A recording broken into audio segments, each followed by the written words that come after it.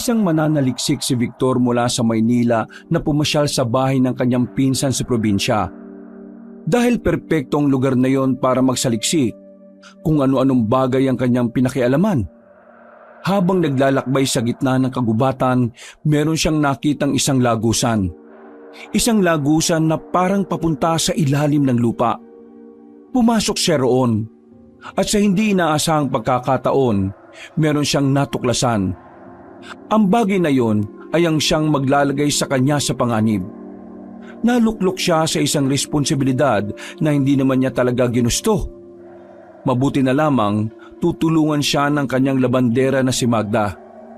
Isang babae na akala niya noong una ay paglalaba lang ang inaatupag. Ngunit isa pala itong veteranong manunugis at birador sa gabi. Tuturuan siya nito kung papaano makikipaglaban. Pero sa huli, mapagtatanto ni Victor na ang bagay na kanyang nakuha ay hindi pala para sa kanya. Yung pala ay para talaga sa babaeng si Magda. Ano nga kaya ang mangyayari sa buhay ni Victor sa oras na masangkot siya sa isang nakakakilabot na gulo? Makabalik pa nga kaya siya sa Maynila? O kagaya ng ibang biktima, magiging pataba na lamang siya sa lupa habang unti-unting kinakain ng mga uod? Isa na namang bagong kwentong dapat nating abangan. Makinig at maging mapanuri. Damhin ang ating bagong tampok na kwento. Dito lang sa ating nag-iisang tambayan, ang mga kwento ni Kabanong.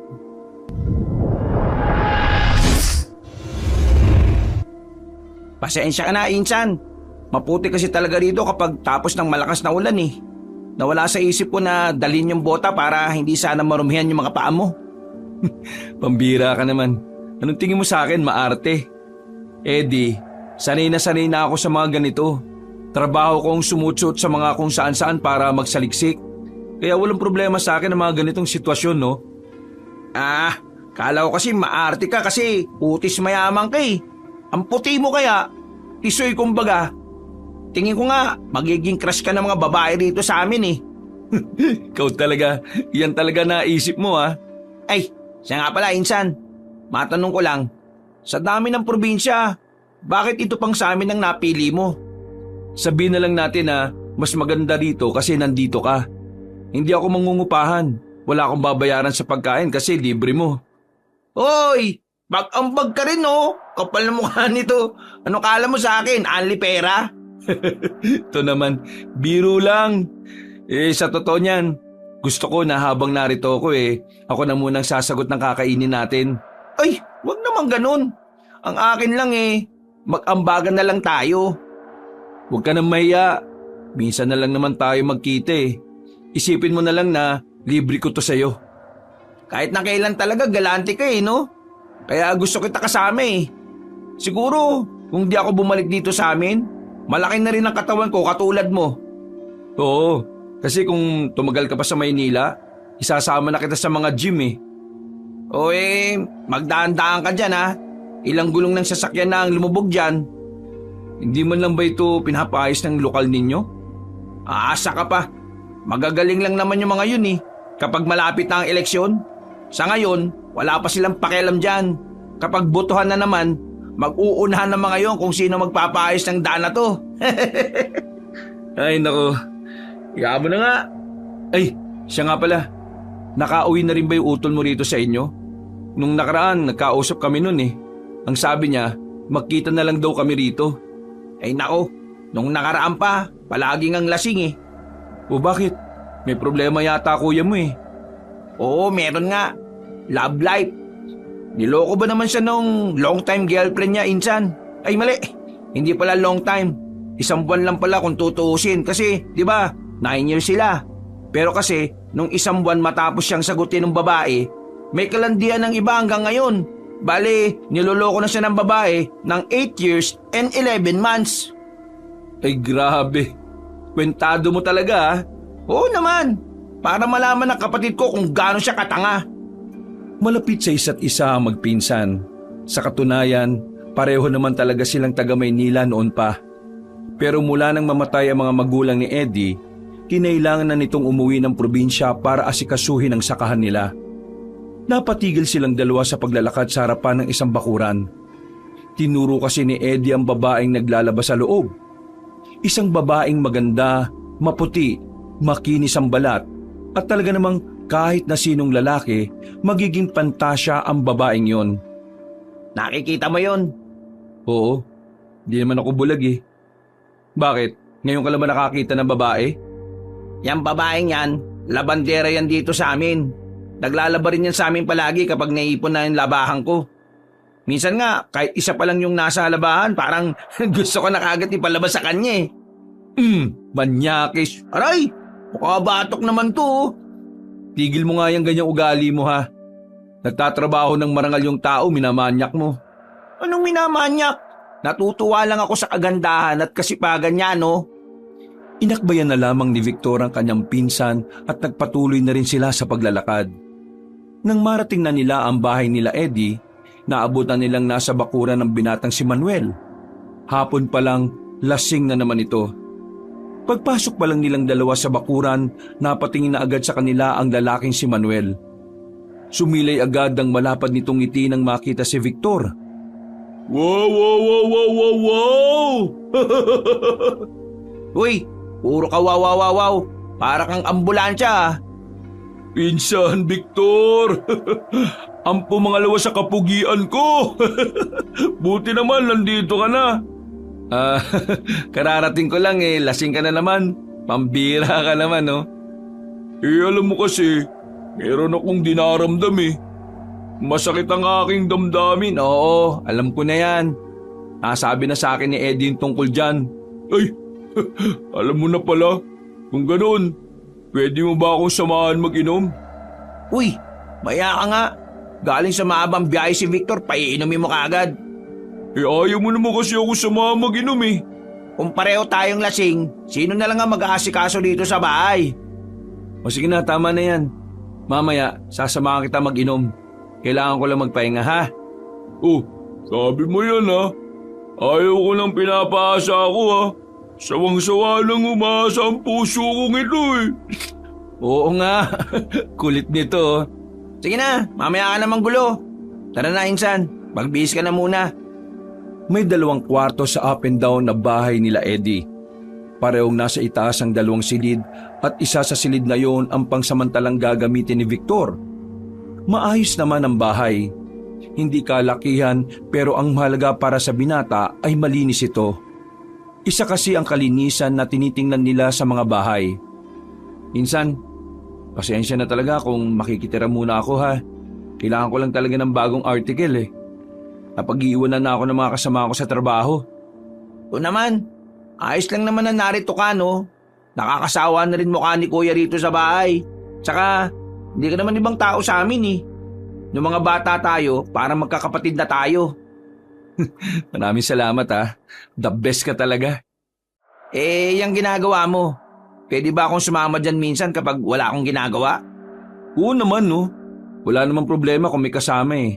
Mas maganda pa nga para hindi nakakabagot. Di ba yung trabaho mo kung saan-saan ka na lang nakakarating? Oo. Nung nakaraan nga, sa mga isolated area ko. Tipong hindi na naabot ng modernisasyon. Naku, delikado pala trabaho mo, Insan. Minsan ba hindi ka natatakot? Kasi alam mo ba yung mga kwento-kwento tungkol sa mga taong hindi na nakakalabas kapag nasa liblib? Yung mga taong kinukuha ng aswang? Oo, aware naman ako sa mga ganyan, Insan. Pero wala pa naman akong naririnig na kwento na may aswang na kumuha ng tao eh. Pero naniniwala ka? Na may aswang? Oo! Oo naman. Bilang researcher, hindi naman nabago sa akin ng ganyan. Sa isip-isip ko nga minsan, parang gusto ko makakita ng aswang eh. Alam mo yun? Curiosity. Para naman meron akong bagong article. Kung yan ang gusto mo, sakto punta mo. O bakit? Anong meron dito? Nung nakaraan kasi, may buntis na inaswang dito. Pero hindi pa sigurado kung aswang ba talaga o ibang hayop lang. Marami lang talaga nagsasabi na aswang yun. Pero kasi hindi aswang ang subject ko ngayon eh. Ang subject ko kasi mga kakaibang halaman. At base sa research ko, dito sa probinsya nyo marami yun. So hindi pala aswang. Pero If ever naman, di ba? Malay mo, habang naghahanap ka ng alaman, aswang ang makadaupang palad mo. Uy, huwag ka nga magbiro ng ganyan, gagi. Alam ko kung gaano kadelikado ang aswang, no? Kaya focus na muna ako kung anong pakay ko dito. Saka na yung aswang-aswang na yan. Saka na ang aswang. Pero kung ipagkakaloob sa'yo, bakit hindi, di ba? Sira. Nagtawanan na lamang silang magpinsan. Kinagabihan, naghanda na rin sila ng kanilang hapunan. Dalawa lang silang kumain ng sabay dahil nakatulog na ang lalaking si Manuel. Pagkatapos nilang kumain ay sandali na muna silang tumambay sa tapat ng kanilang bakuran habang nagkakape. Sa mga sandaling ito, masasabi ni Victor na sa wakas nakalanghap na rin siya ng sariwang hangin. Kakaiba ang dulot na kapayapaan sa utak ni Victor ang katahimikan na meron ng paligid. Kung ano-anong mga bagay lang naman ang kanilang napag-usapan. Mabilis na lumipas ang mga araw. Tila nasasanay na rin ang sistema ng binatang si Victor sa pananatili niya roon. Maaga na rin siyang natutulog at maagang nagigising. Hindi na rin siya namamahay. Maayos ang kanyang pagtulog kaya nakakapagtrabaho na siya ng matiwasay. Ilang araw nang pabalik-balik ang lalaki sa gubat. Sa ilang araw na yon, kahit na papaano ay may nakukuha na rin siyang mga halaman na pwede niyang gawing subject sa kanyang article. Ganun pa man, hindi na rin makontento ang binata. Kaya hindi pa rin ito tumitigil hanggang sa hindi pa siya nakakakita ng kakaibang halaman para sa kanya. Ang layo na natin. Pahinga na muna tayo. O sige. Nakakalimutan ko. Hindi ka nga pala sanay sa mga ganitong lakad. Sanay naman ako, insan. Ang kaso nga lang, namumulikat ang mga pako kagabi pa eh. Dapat pala, hindi ka na sumama. Ayaw ko naman sa bahay. Nakakapagod kayang tumambay dun. Buti nga si kuya nakakaisip mag-asikaso ng sakahan ngayon eh. Tama naman yun para naman malibang siya. Di yung puro na lang siya inom. Insan, tingnan mo yun oh. Ha? Ang alin? Ayun oh, yung hiwa sa katawan ng puno. Oh, ano bang meron? Alam mo ba, nung nakaraan, yan yung pinag-uusapan ng mga matatanda. O bakit? Kasi galing daw sa aswang ang hiwa na yan? Oo, ang sabi kasi nila, kalmot daw yan ang aswang. Yung mga aswang daw kasi, kapag naghahasa sila ng kuko, sa puno nila sinusubukan. Di sinasabi mong may dumaan na aswang dito? Baka, siguro, marahil. Kung sakali mang may aswang nga rito, di maganda. Iiwan kita para makain ka. Baliw! Ipinagpatuloy na lamang nila ang kanilang paglalakbay. Dakong 5:00 na ng hapon nang makaisip silang bumalik. Malapit na rin kasing sumapit ang kinagabihan. Ayon kay Eddie, mas mahihirapan na silang makabalik kung aabutin sila ng dilim sa gabi. Pero ang totoo, nababahala lang talaga ito sa mga aswang. Sa kanilang paglalakad, isang matandang lalaki ang kanilang nakasalubong. Ang matandang lalaki na yon ay may bitbit na isang sako. Sa unang tingin, aakalain ng matandang lalaki ay mangangalakal lang. Kaya hindi naman sila nagkaroon ng kahit na anong pangamba. Kayong dalawa, anong ginagawa niyo sa kagubatan sa ganitong oras? May ginagawa lang po kami para sa article na kailangan kong buuin. Kayo po, bakit po kayo nandito? Wala po ba kayong kasama? Napatingin sa kanilang dalawa ng seryoso ang matanda. Sa puntong ito, nakaramdam na rin ng kaunting pagkailang ang magpinsan. Ang kagubatan na ang nagsisilbi kong tirahan. Ang mabuti pa, umalis na kayo rito. Umuwi na kayo kung saan man kayo nakatira. Pauwi na rin po talaga kami. Ang kaso nga lang, medyo naliligaw po yata kami. Taga saan ba kayo? Taga Baryo Manikan po. Baryo Manikan? Ang baryo sa dulo ng kagubatang ito? Sige, lakarin nyo lang ito ng diretso. Kapag meron na kayong nakitang ilog, tawirin nyo. Tapos kakaliwa kayo. Mas malapit ang daan doon kumpara sa karaniwang dinaraanan ng mga tao mula rito. Naku, maraming salamat po sa inyo. Pero Sigurado po ba kayong ayos lang kayo? Huwag niyo akong intindihin. Mas isipin niyo ang sarili ninyo. Dahil kayo, mas malapit kayo sa kapahamakan.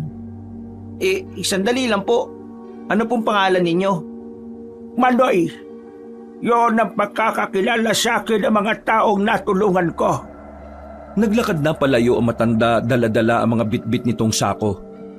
Napapailing na lamang ang magpinsan. Masyado silang nahihiwagaan sa matanda. Pero kahit na ganon, aminadong magaan naman ang kanilang pakiramdam sa matandang yon. Naglakad na lamang ang dalawa. Sinunod nila ang direksyon na sinabi sa kanila ni Manoy. Narating nga nila ang ilog na hindi naman kalakasan ng ragasan ng tubig. Kaya naman, agad-agad din naman silang nakatawid doon.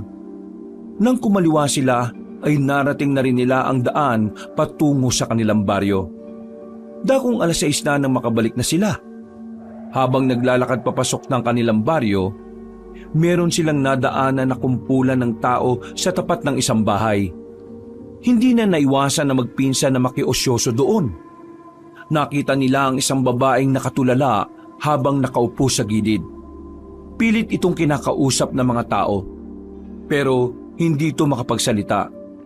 Ayon sa kanilang naririnig, nakakita raw ng kakaibang nilalang ang babae. Ang nilalang na sinasabi nito ay kinakain daw ang katawan ng isang magsasaka sa gubat. Sa hindi malamang dahilan, biglang nagtayuan ang kanilang balahibo. Nagkatinginan na magpinsan. Pag-uwi nila sa bahay, naroon si Manuel na abalang nagsisibak ng kahoy. Inabutan nila itong naglalaga na sa salangan. Kita niyo yung kumpulan ng tao dyan sa kabila?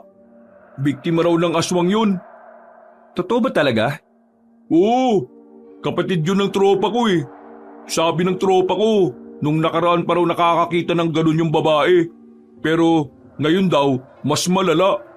Kaya ngayon, parang nababaliw na yung kapatid niya. Hindi na makausap na maayos eh. Masyado yatang nasyak sa nakita niya. Ikaw ba namang makasaksi ng aswang eh? Nilalapa yung matandang lalaki, talagang masasyak ka nun. Ano naman kasi yung ginagawa niya sa gubat? May taniman sila sa gubat. Siguro kukuha siya ng tanim nila kanina. Partida anong oras pa lang yun, maliwanag pa. Naniniwala naman ako sa aswang. Pero hindi ko lang inaasahan na ganito pala talaga kalala. Nakilala na ba yung matandang lalaki? Kung sabi ng tropa ko, sabi ng kapatid niya, parang dayo lang yung matanda na yun. Mukhang nagkatotoo na nga yung sinasabi ni Aling Musni ah. Sino naman si Aling Musni? Kilalang manghuhula yun dito sa amin. Weirdo mga sinasabi nun. Kaya yung ibang tao galit sa kanya eh. Noong nakaraan, ang sabi ni Aling Musni, may paparating daw na dilubyo. Akala nung iba nung nakaraan, tinutukoy ni Aling Musni yung bagyo. Pero tingin ko, itong mga nangyayari yung tinutukoy niya eh. Sa aswang, maniniwala pa ako. Pero sa hula, nalalabuan ako dyan eh. Kasi naman insan, legit yung mga sinasabi ni Aling Musni. Nung nakaraang taon, munti ka na siyang makulong. Pero walang nangyari kasi wala namang kaso para sa mga manghuhula eh. Ang sinabi niya kasi, magkakaroon ng sunog sa munisipyo. Walang naniwala. Pero nangyari talaga. May namatay 2. Isang guard tapos isang janitor. Marami pa siyang mga pangitay na nangyayari. Alam nyo, parang kakaiba pala talaga rito sa inyo yan, no? May aswang, may matandang babae na nagdidilang anghel. Baliw, hindi nagdidilang anghel. Yung mga sinasabi niya nangyayari na talaga kahit hindi niya pa sabihin. Nakikita niya lang sa pangitain niya. Kesa ini-stress niyo sarili niyo sa mga bagay na ganyan. Bakit hindi niyo na lang ako ipagsibak ng kahoy? Ako na magluluto nito oh. Oo nga. Buti naman at hindi ka nalasing ngayon, kuya. Wala namang mangyayari kung malulugmok ako eh. Kung masaya na siya sa iba, bahala na siya sa buhay niya. Yan ang gusto ko sa iyo, insan. May planong makamove on. Makalipas ang ilang minuto ay sabay-sabay na rin silang kumain. Napatigil lang sila nang biglang may kumatok sa pintuan. Pagbukas ni Eddie, nakita nila ang babaeng si Magda. May daladala pa itong planggana na stainless. Nasamit pa si Eddie sa kinakain nito nang makita ang pawisang itsura ng dalaga. Dumaan lang ako dito para sabihin sa inyo, bukas ay maaga ako maglalaba rito sa inyo. Nakita ko kasi yung mga labahan niyo sa labas eh. Malapit nang maging bundok. Oo. Buti naman at napadaan ka. Pupuntahan pa nga sana kita sa inyo mamaya para sabihan ka eh. Mukhang may bagong mukha sa inyo ah. Oo. Si Victor, pinsan namin. Victor? Hello. Magandang gabi. Ngumiti lang ang dalaga kay Victor. Makikipagkamay pa sana si Victor kaso bigla na lamang humarang sa kanya ang binatang si Eddie. O sige na, atid na kita sa inyo kasi gabi na eh. Alam mo naman na may mga kumakalat na kwento ngayon tungkol sa mga aswang. Sinamahan na ni Eddie ang babae palabas ng kanilang bakuran. Natatawa na lamang si Manuel kay Victor. Nahunahan ka. Babagal-bagal ka kasi. Hindi naman ako interesado, no? Makikipagkamay lang naman ako bilang respeto na dumaan siya rito at nakipagkilala. Utot mo, Blue. Bata pa lang tayo, alam kong lagi kang nauunahan ni Eddie pagdating sa babae. Paanong hindi maunahan? May pagkamanyak yang kapatid mo, no? Ipinagpatuloy na lamang nila ang kanilang kinakain. Makalipas ang ilang oras, ay sakalang nakabalik ang binatang si Eddie. Kung saan-saan pa kasi ito dumaan. Kinabukasan ng umaga, maagang nagising ang tatlo. Wala naman silang gagawin ng oras na yun. Nagising lang talaga sila dahil alam nilang maaga ring darating ang babaeng si Magda. Habang naglalaba ang babae sa kanilang bakuran, nasa labas din sila habang nagkakape. Hindi nila mapigilang mapatingin sa babae. Para kasi talagang nagliliwanag ang ganda nito sa umagang yon. Wala na ba kayong labahan sa loob? Matatapos na siya oh. Dagdagan nyo pa. Sira ulo, may pambayad ka pa ba? Puro ka naman ganyan, Eddie. Torpe ka naman. Pormahan mo kung gusto mo. Di nagselos ka naman. Magda, may sasabihin daw si Eddie oh. Uy, para tong timang. Ano yun, Eddie? Ha? Wala.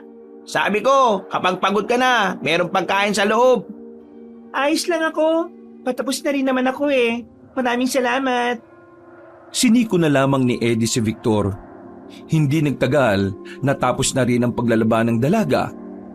Nang palis na yon, isinama ni Eddie si Victor para sundan ng dalaga. Pareho kasing kinain ng kurisidad ang dalawa kung saan ba talaga nakatira si Magda. Pero nang lumiko na yun sa kaliwang kanto, laking pagtataka nila dahil bigla na lamang itong nawala. Uy, nasaan na yun? Bagal mo kasi maglakad eh. Tara, umuwi na nga lang tayo. Marami pa akong i-edit. Napapailing na lamang si Victor. Inatupag na lamang nito ang ginagawa nitong article. Maghapon na naging abala si Victor. Ni hindi na nga rin siya nakasabay sa hapunan ng magkapatid. Pagbaba niya ng sala, wala si Eddie at Manuel. Sinilip niya yon sa labas pero wala pa rin. Babalik na sana siya sa loob nang makakita siya ng asong itim sa gilid. Nakatingin yon sa kanya na parabang kinikilala siya. Uy aso, sinong amo mo? Tumahol ng isang beses ang aso. Napangisi na lamang si Victor at sandaling natawa. Tumakatahol, akala mo naman talagang naiintindihan niya ako. Hindi inaasahan ni Victor ang sumunod na ginawa ng aso. Bigla na lamang kinuha ng aso ang tsinelas niya na nakalagay lang sa gilid. Dali-dali niyang hinabol ang aso sa pagbabaka sakaling masundan niya ito. Sa kakasunod niya, hindi na niya namalayang napapalayo na pala siya sa kanilang tirahan. Nakarating siya sa kagubatan. Nakita niya ang aso na pumunta sa likuran ng malaking puno. Kahit na medyo kinakabahan dahil sa pag-aakalang merong mga ahas doon, tumuloy pa rin siya para sa kanyang tsinelas. Mahal na mahal niya kasi ang tsinelas na yon dahil bigay pa yun sa kanya ng kanyang ina. Pambira namang asong to. Tinutukan niya ng daladalang cellphone ang likuran ng puno. Nakita niya roon na parang may hinukay ang aso na isang butas. Natatakpan lamang yon ng dahon ng saging. Nang alisin ni Victor ang dahon, nakita niyang parang may lagusan papunta sa ilalim. Nung una, nagdadalawang isip pa siyang puntahan yon. Pero dahil na rin sa kanyang labis na kuryosidad, hindi na niya napigilan ang kanyang sarili. Bumaba siya roon. Hindi na sumasagi sa isipan niya ang maaaring panganib na naghihintay sa kanya. Nang makababa siya, tinutukan niya ng ilaw ang loob. Para itong isang tunnel at gaya ng mga dinadaanan ng mga Hapon nung panahon ng gera. Teka, kakaiba to ah. Nagsimulang maglakad ang lalaki. Daan-daan niyang tinahak ang daan hanggang sa marating na nga niya ang isang malawak na parang silid. Sa gitna nito, merong isang pintuan na bakal. Nang itulak niya yon, nagtataka siya dahil bukas ang pintuan. Lumingon-lingon siya. Wala naman siyang nakikitang ibang tao. Pinagpapawisan na siya nung mga sandaling yon. Hindi dahil sa init, kundi dahil sa tensyon na nararamdaman niya. Pagpasok niya sa loob, nagulat siya nang biglang magbukas sa mga lampara na nakadikit sa pader. Dito na siya naghinala na baka bukod sa kanya, meron pang naroroon. Sinong nandyan? Kinuha na niya ang kahoy na nakasandal sa gilid para gawing proteksyon. Maraan siyang naglakad. Mga ilang sandali lang, meron siyang natapakan na kung ano. Napasigaw na lamang siya nang bigla siyang nahulog sa isa pang butas. Dumulas siya ng dumulas. Hindi niya alam kung saan siya dadalhin ito. Pero nagulat na lang siya nang ilabas siya ng lagusan na yon sa gilid ng ilog. Hindi na niya alam kung saan ang lugar na yon. Kinakabahan na siya sa ideyang baka hindi na siya makabalik. Linti kasing aso yun eh. Ang bira naman talagang buhay to. Paano ako makakabalik nito? Napalingon siya sa punong nasa kabilang banda ng ilog. Hindi siya makapaniwalang parang umiilaw ang katawan ng puno. At sa hindi na naman niya malamang dahilan, unti-unti na namang humahakbang ang kanyang paa palapit doon. Para bang hinahatak talaga siya para lumapit. Nang makalapit na siya, ay sa kanya lamang nakita ang isang espada na nakabaon sa katawan ng puno. Nagtataka niya muna itong sinuri. Sa buong buhay niya ay ito ang unang pagkakataon na nakakita siya ng ganon. Kinusot-kusot niya pa ang kanyang mga mata sa pag-aakalang nananaginip lamang siya. Pero totoo ang nangyayari. Ang kanyang nasasaksihan ay parte ng realidad na kanyang ginagalawan. Unti-unti niyang hinugot ang espada. Nang makuha na niya yon, biglang nawala ang liwanag sa puno. Nakarinig na lamang siya ng pagaspas ng mga dahon. Sa takot, muli siyang bumalik sa lagusan. Kahit na hirap na siyang akyatin yon, ay ginawa niya. Marahil dahil na rin sa takot kaya nagawa niyang makabalik. Nakalabas siya sa butas na yon at muling nakabalik. Wala pa rin ang makapatid na Edith Manuel sa bahay. Parang wala siya sa sariling tiningnan ng espada. Hanggang sa mga sandaling ito, hindi pa rin siya makapaniwala na dinala niya yon. Gagi, anong gagawin ko rito? Nang marinig na niya ang tinig ng magkapatid sa bakuran, ay dali-dali niyang inilagay ang espada sa ilalim ng kama. Sakto namang pinuntahan na siya ni Eddie sa kanyang silid. Oh, bakit parang nakakita ka naman ng multo? Tsaka, bakit ang dumi ng katawan mo? Gumapang ka ba sa lupa? Ha? May nakita kasi ako kaninang manok. Ayun, inuli ko kaso ang bilis. Madapa-dapa ako sa lupa kaya eto, nagkaganito ako. Sus, pambira ka. Huwag ka basta-basta manguhuli ng manok. Baka mamaya kinamampidring yun, di nadali ka. Basagulero pa naman yun. Ha? Ganun ba? Teka, saan ba kayo galing? Sasakaan lang. May bumili kasi ng mga una naming ani ni kuya eh. Gutom na kasi ako eh. Kain na tayo. Kumain na kami kanina. Ikaw, kumain ka na. Pero magpalit ka nga muna ng suot mo. Para kang napabayaan eh. Lumabas na rin si Eddie. Napabuntong hininga na lamang din si Victor. Noong mga sandaling yon, muli niyang sinilip ang espada sa loob. Napailing na lang ang lalaki. Makalipas pa ang ilang araw, naging abala ang binata sa kanyang ginagawang article. Ilang gabi na niya itong inaatupag. Pero sa kasamaang palad, hindi natuwa ang kanilang boss nang ipasa na niya yon sa email ng kumpanya. Banas na banas ang binata nung hapon na yon. Kailangan na naman kasi niyang umulit. May kapareho kasi siyang subject at ang mas masakla pa, mas nauna pa sa kanya yung nagpasa. Ganun ba talaga kahirap yung ginagawa mo? Oo, mahirap.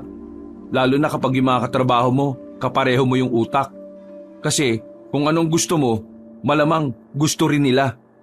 Kaya nga ako nagpunta rito sa inyo para makahanap ng kakaiba eh. Putik na yan. Ganon din pala nahanap ng isa kong katrabaho. Paano na ngayon yan? Napasandal pa si Manuel sa dingding habang nanguya ng mangga. Silang dalawa naman ni Eddie ay nasa sahig lang nakaupo at napapak naman ng bagoong. Di balik ako sa umpisa. Hahanap na naman ako ng halaman na walang katulad sa katrabaho ko tapos gagawa ulit ako ng article. Kailangan ba talaga halaman? Hindi ba pwedeng hayop o nilalang? O kaya aswang? Total, yun naman ang uso ngayon dito eh.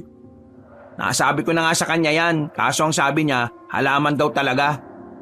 Wala naman akong sinabi na halaman lang. Ang sabi ko, yung kakaiba na pwede naming itampok sa ilalabas na magazine ngayong taon. Paano kaya kung subukan ko nga itong aswang na to? Sigurado ka bang ayos lang talaga? Baka mamaya mas lalong mabwisit sa'yo boss mo kasi biglang horror yung sa'yo. Wala na siya magagawa kapag tapos na. Ang mahalaga, ako ang kakaiba. Uy, binibiro ka lang namin ha.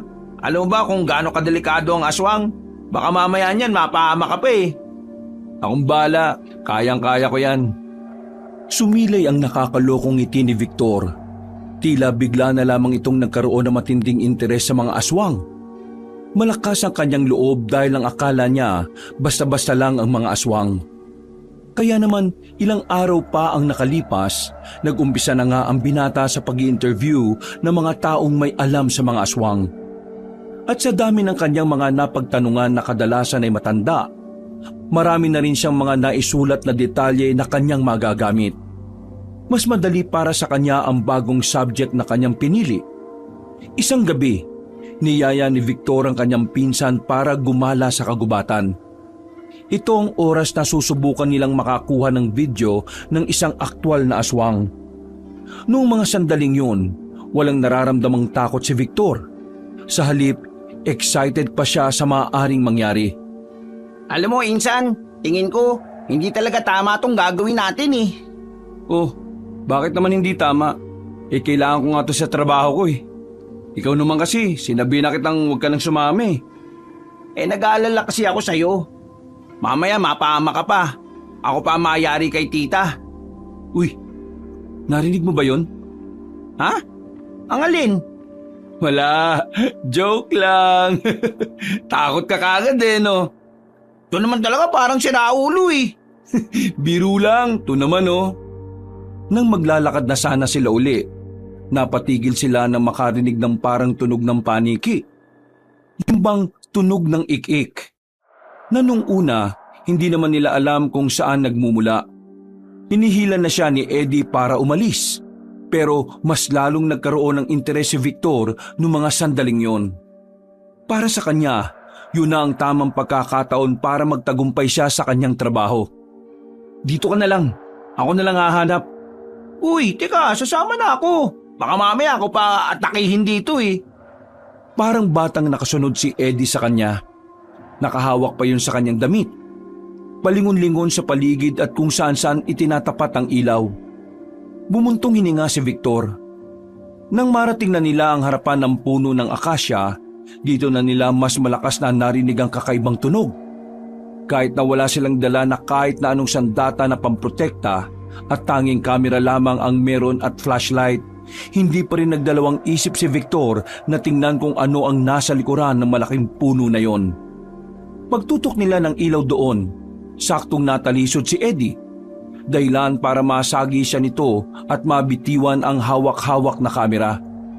Tumutok lang sa babae ang kamera at tanging paalang ng aswang ang nakuhanan. Laking gulat naman ng magpinsan nang makita nila ang aswang na nakatingin sa kanila. Meron din silang nakitang katawan ng babae na wala ng buhay. na ang hinala nila ang aswang na yon ang gumawa.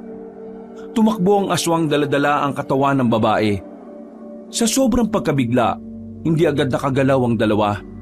Pero nang matauhan, dali-daling kinuha ni Victor ang kamera at kinuhanan ng pinanggalingan ng aswang. Kitang-kita roon ang nagkalat na dugo. Sinabi ko naman sa iyo umalis na tayo eh. Hindi natin nakuha ng video yung mismong aswang. Ikaw kasi. Huwag mong sabihin na ahabulin mo pa yun. Oo, sayang ang pagkakataon. Baliw ka na talaga no? Ano ba para tong bata? Kailangan ko to, no? Ikaw, umuwi ka na muna. Hindi pinakinggan ni Victor ang kanyang pinsan. Naglakad siya para sundan kung saan nagtungo ang aswang. Hindi na rin sumunod sa kanya si Eddie sa sobra nitong takot. Pero hindi pa naman nakakalayo si Victor, napatigil na siya dahil bumalik ang aswang para sa kanya. Pagtutok niya ng ilaw, nakita niyang nasa harapan na niya yun. Duguan ang bibig. Magkahalong dugo at laway ang umagos mula sa bibig nito. Kitang-kita niya rin ang mahahaba nitong pangil. May pagkakataon na sana siyang tutukan ng video ang aswang pero hindi niya inakala na kakaibang kilabot ang kanyang mararamdaman. Kilabot na tila nagpatigil ng utak niya. Kilabot na talagang naghubad ng tapang sa katawan niya. Hindi niya tuloy nakunan ng video ang nasa harapan niya. Akmang lalapit na sana sa kanya ang aswang nang biglang merong dumating. Isang babaeng nakasuot ng kulay itim at nakatakip ng muka. May dala-dala itong espada na siyang ginamit nito para tagain ang aswang. Tinamaan ng aswang sa likuran. Dahil sa takot na mamatay, mabilis na gumapang ang aswang papalayo. Noong mga sandaling yon, saka lamang natauhan ng lalaking si Victor. Nang tutukan na niya ng ilaw ang babae, bigla na lamang itong umalis. Pero agad-agad niya itong hinabol. Sandali! Tumigil ang babae pero hindi man lang ito lumingon sa kanya. Sino ka? Anong pangalan mo? Hindi sumagot ang misteryosang babae. Umalis na rin ito. Sinubukang habulin ulit ni Victor ang babae pero bigla na lamang itong naglaho. Sa halip na hanapin pa, ay naisipan na lamang niyang bumalik. Binalikan niya si Eddie na sa mga sandaling yon ay nanatiling naghihintay sa kanya. Ikinuwento niya ang mga nangyari. Mas lalong nawindang ang kanyang pinsan. Lalong nadagdagan ang dahilan ni Eddie para wag nang ipagpatuloy kung ano man ang gustong gawin ni Victor. O di ba? Muntikan ka pang mamatay? Ang kulit-kulit mo kasi. Kala mo kasi laro-laro lang ang aswang eh. Victor, researcher ka rin naman. Sana inalam mo muna kung gaano sila kabangis. Mas mataas pa sila sa hayop, no? Oo na. Wag mo na ako sermonan. Naririndi na ako eh. Nakalabas na sila ng kagubatan ng mga sandaling yon. Naglalakad na lamang sila sa gilid ng kalsada at tanging sila na lamang ang maingay ng mga sandaling yon. Sermonan talaga kita kung ganyan katigas ang ulo mo. Insan, desperado na ako. Kapag wala akong naipasa this month na medyo maganda at kakaiba, baka maibaba ako ng posisyon. Mahalaga kasi sa akin kung nasaan man ako ngayon. O sige, ganito na lang. Sa susunod na lakad ko, kahit nag-aalala ka sa akin, huwag ka na lang sumama, ha? Baliw ka ba? Sa amin ka nakatiri. Kahit na hindi kita samahan, kapag may nangyaring masama sa'yo, kargo ka namin. Di uupan na lang ako ng bahay. Hindi naman kita pinapaalis eh. Para ka naman si Raulo oh. Para nga wala ka nang intindihin pa. Isa pa, trabaho ko naman ito eh. Ayaw ko rin namang may ibang madamay dahil lang sa trabaho ko. Ay nako, bahala ka na nga sa buhay mo. Binilisan na lamang ni Eddie ang paglalakad nito. Napapailing na lamang din si Victor. Nakauwi naman sila ng maayos ng gabing yon. Nagtataka pa sa kanila si Manuel kung bakit hindi sila nagpapansinan. Kaya naman hindi na napigilan ni Victor na ikwento ang nangyari. Kahit ang binatang si Manuel, hindi na rin sang-ayon sa ginagawa niya. Mas iniisip din ito ang kanilang kaligtasan. Pero dahil mas mahal ni Victor ang trabaho niya kaysa sa kanyang sariling buhay, hindi niya pa rin pinakinggan ang sinasabi ng magkapatid. Tumungo na lamang siya sa kanyang kwarto at saka muling sumilip sa ilalim. Bigla na lamang niyang naisip na mas mainam na dinadala niya yun kapag lalabas siya ng gabi. Lalong-lalo na kung pupunta siya sa kagubatan. Pakiramdam niya kasi ay magagamit niya ang espadang yon laban sa mga aswang. Tama, kailangan ko nga to. Madali lang naman to gamitin eh. Taga-taga lang. Huminga siya ng malalim. Muli niyang ibinalik ang espada sa ilalim ng kama at nahiga na lamang.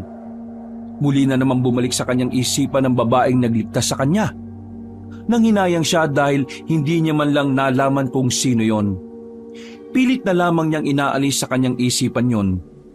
Kinuha na lamang niya ang kamera at binuksan ang kanyang laptop. Naisipan na lamang niyang ayusin ang video na yon at nang magawa na rin niya ng article. Madaling araw na nang matapos si Victor sa kanyang ginagawa. Nakaramdam na rin siya ng antok kaya agad na rin siyang natulog. Kinabukasan ng umaga, paggising niya ay nasa bakuran nila ang labanderang si Magda. Pero hindi yon naroon para maglaba. Nagpunta ang babae para maningil. Maraming salamat nga. Huwag kang mag-alala. Palagi kaming magpapalit ng damit para mas dumami agad ang labahan namin. Nako, hindi nyo naman kailangan gawin yun eh.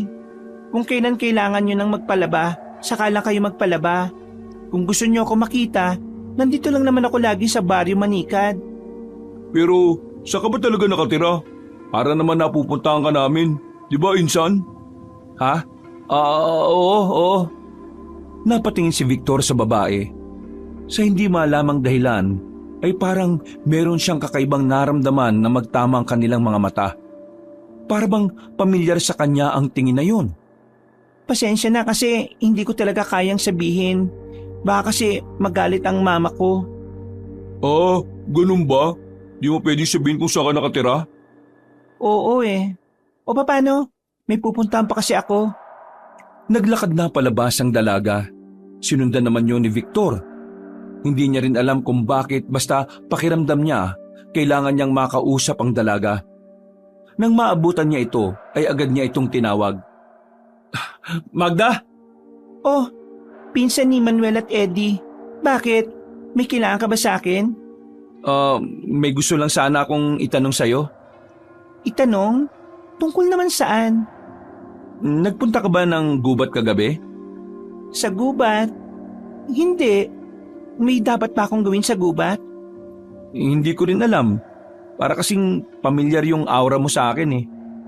Baka kasi lagi mo na ako nakikita. Hindi eh. Parang ano talaga eh. Basta. May sasabihin ka pa ba? Aalis na kasi ako. Maraming aswang ngayon na gumagala. Nabalitaan mo na ba yung mga nangyari? Yung may babaeng nawawala raw na kinuha umano ng aswang? Oo, yun nga ang sinasabi ko. Gusto sanang sabihin ni Victor ang mga nasaksihan nila ni Eddie, pero naisip niyang ipagpaliban na lamang ito. Hindi rin naman kasi siya sigurado kung si Magda nga ang nagligtas sa kanya. Huwag ka mag-alala, hindi naman uubra sa akin ng mga aswang eh. Hampasin ko lang ng tabla at palanggana ko yun. Wala na silang sinabi. Tinapik pa siya ni Magda at saka nagpaalam na rin sa kanya. Napapailing na lamang din si Victor. Hindi niya kasi talaga malaman kung ano nga ba talaga ang kakaiba sa babae. Pakiramdam niya, meron talaga siyang dapat na malaman. Pagdating ng tanghali, natagpuan na ang bangkay ng babae na nakita nila ni Eddie na nilalapa ng aswang. Brutal ang ginawa ng aswang sa babae. Ayon sa usap-usapan, wala nang kanang kamay ang babae. Hindi na rin daw makilala ang mukha nito. Ang balitang yun ay nagdulot ng kakaibang takot sa mga mamamayan. Dahilan parang iba ay maglagay na rin ng kung ano-anong pangontra sa kanilang kabahayan. Pero kahit ano pa mang isabit nila sa labas, nagpatuloy pa rin ang pambibiktima sa mga sumunod na araw. Isang linggo na ang nakalipas ay 2 babae ulit ang natagpuang wala ng buhay. Brutal din ang pagkamatay ng 2. Gaya ng nauna, wala na rin itong mga laman loob. Ang mga pangyayaring yon ay nakatulong sa ginagawang article ng binata. Pero kahit na napapaganda ang trabaho niya, hindi niya maiwasang hindi mabahala. Naawa rin siya sa mga biktima na magiging parte ng kanyang ginagawang article. Magkakasamang kumain ng 3 binata sa bakuran nila noong gabi. Doon nila naisipang kumain dahil mas gusto nila ang panahon sa mga sandaling yon. Malamig na kasi ang simoy ng hangin. dahil ilang buwan na lang ay magpapasko na ulit. Tahimik lamang si Eddie. Napansin naman din ni Manuel na ganun din si Victor. Ilang araw na rin kasing hindi nagpapansinan ng dalawa. Para kayo mga timang, bakit hindi kayo magpansinan nasa isang bahay lang naman tayo? Tanong mo dyan sa pinsan nating matigas ang ulo. Galit ka pa rin ba sa akin? Hanggat hindi mo tinitigilan ng aswang-aswang na yan, hindi mawawala inis ko sa'yo. Nag-aalala lang naman kasi si Eddie sa'yo, Victor. Balik ka na lang kasi ulit sa halaman, wag na sa aswang. Baka mamaya, mauna ka pang mamatay kaysa makamove on ako sa panluloko sa akin Ang layo na kasi ng naumpisan ko. Nakakapanghinayang kung magsisimula na naman ako sa umpisa. Di nyo ko maintindihan kasi wala naman kayong ideya kung gaano kahirap ang trabaho ko O di ba? Ganyan katigas ang ulo niyan. Uhaw na uhaw sa posisyon Uy, bibig mo nga. Ganun talaga kapag palaging may gusto kang patunayan sa tatay mo. Hindi mo yung maintindihan kasi si Tito, kahit nasa ibang bansa dati, mahal na mahal kayo. Ay nako, sige na. Tapos na ako kumain. By the way, sarap ng luto mo, Manuel.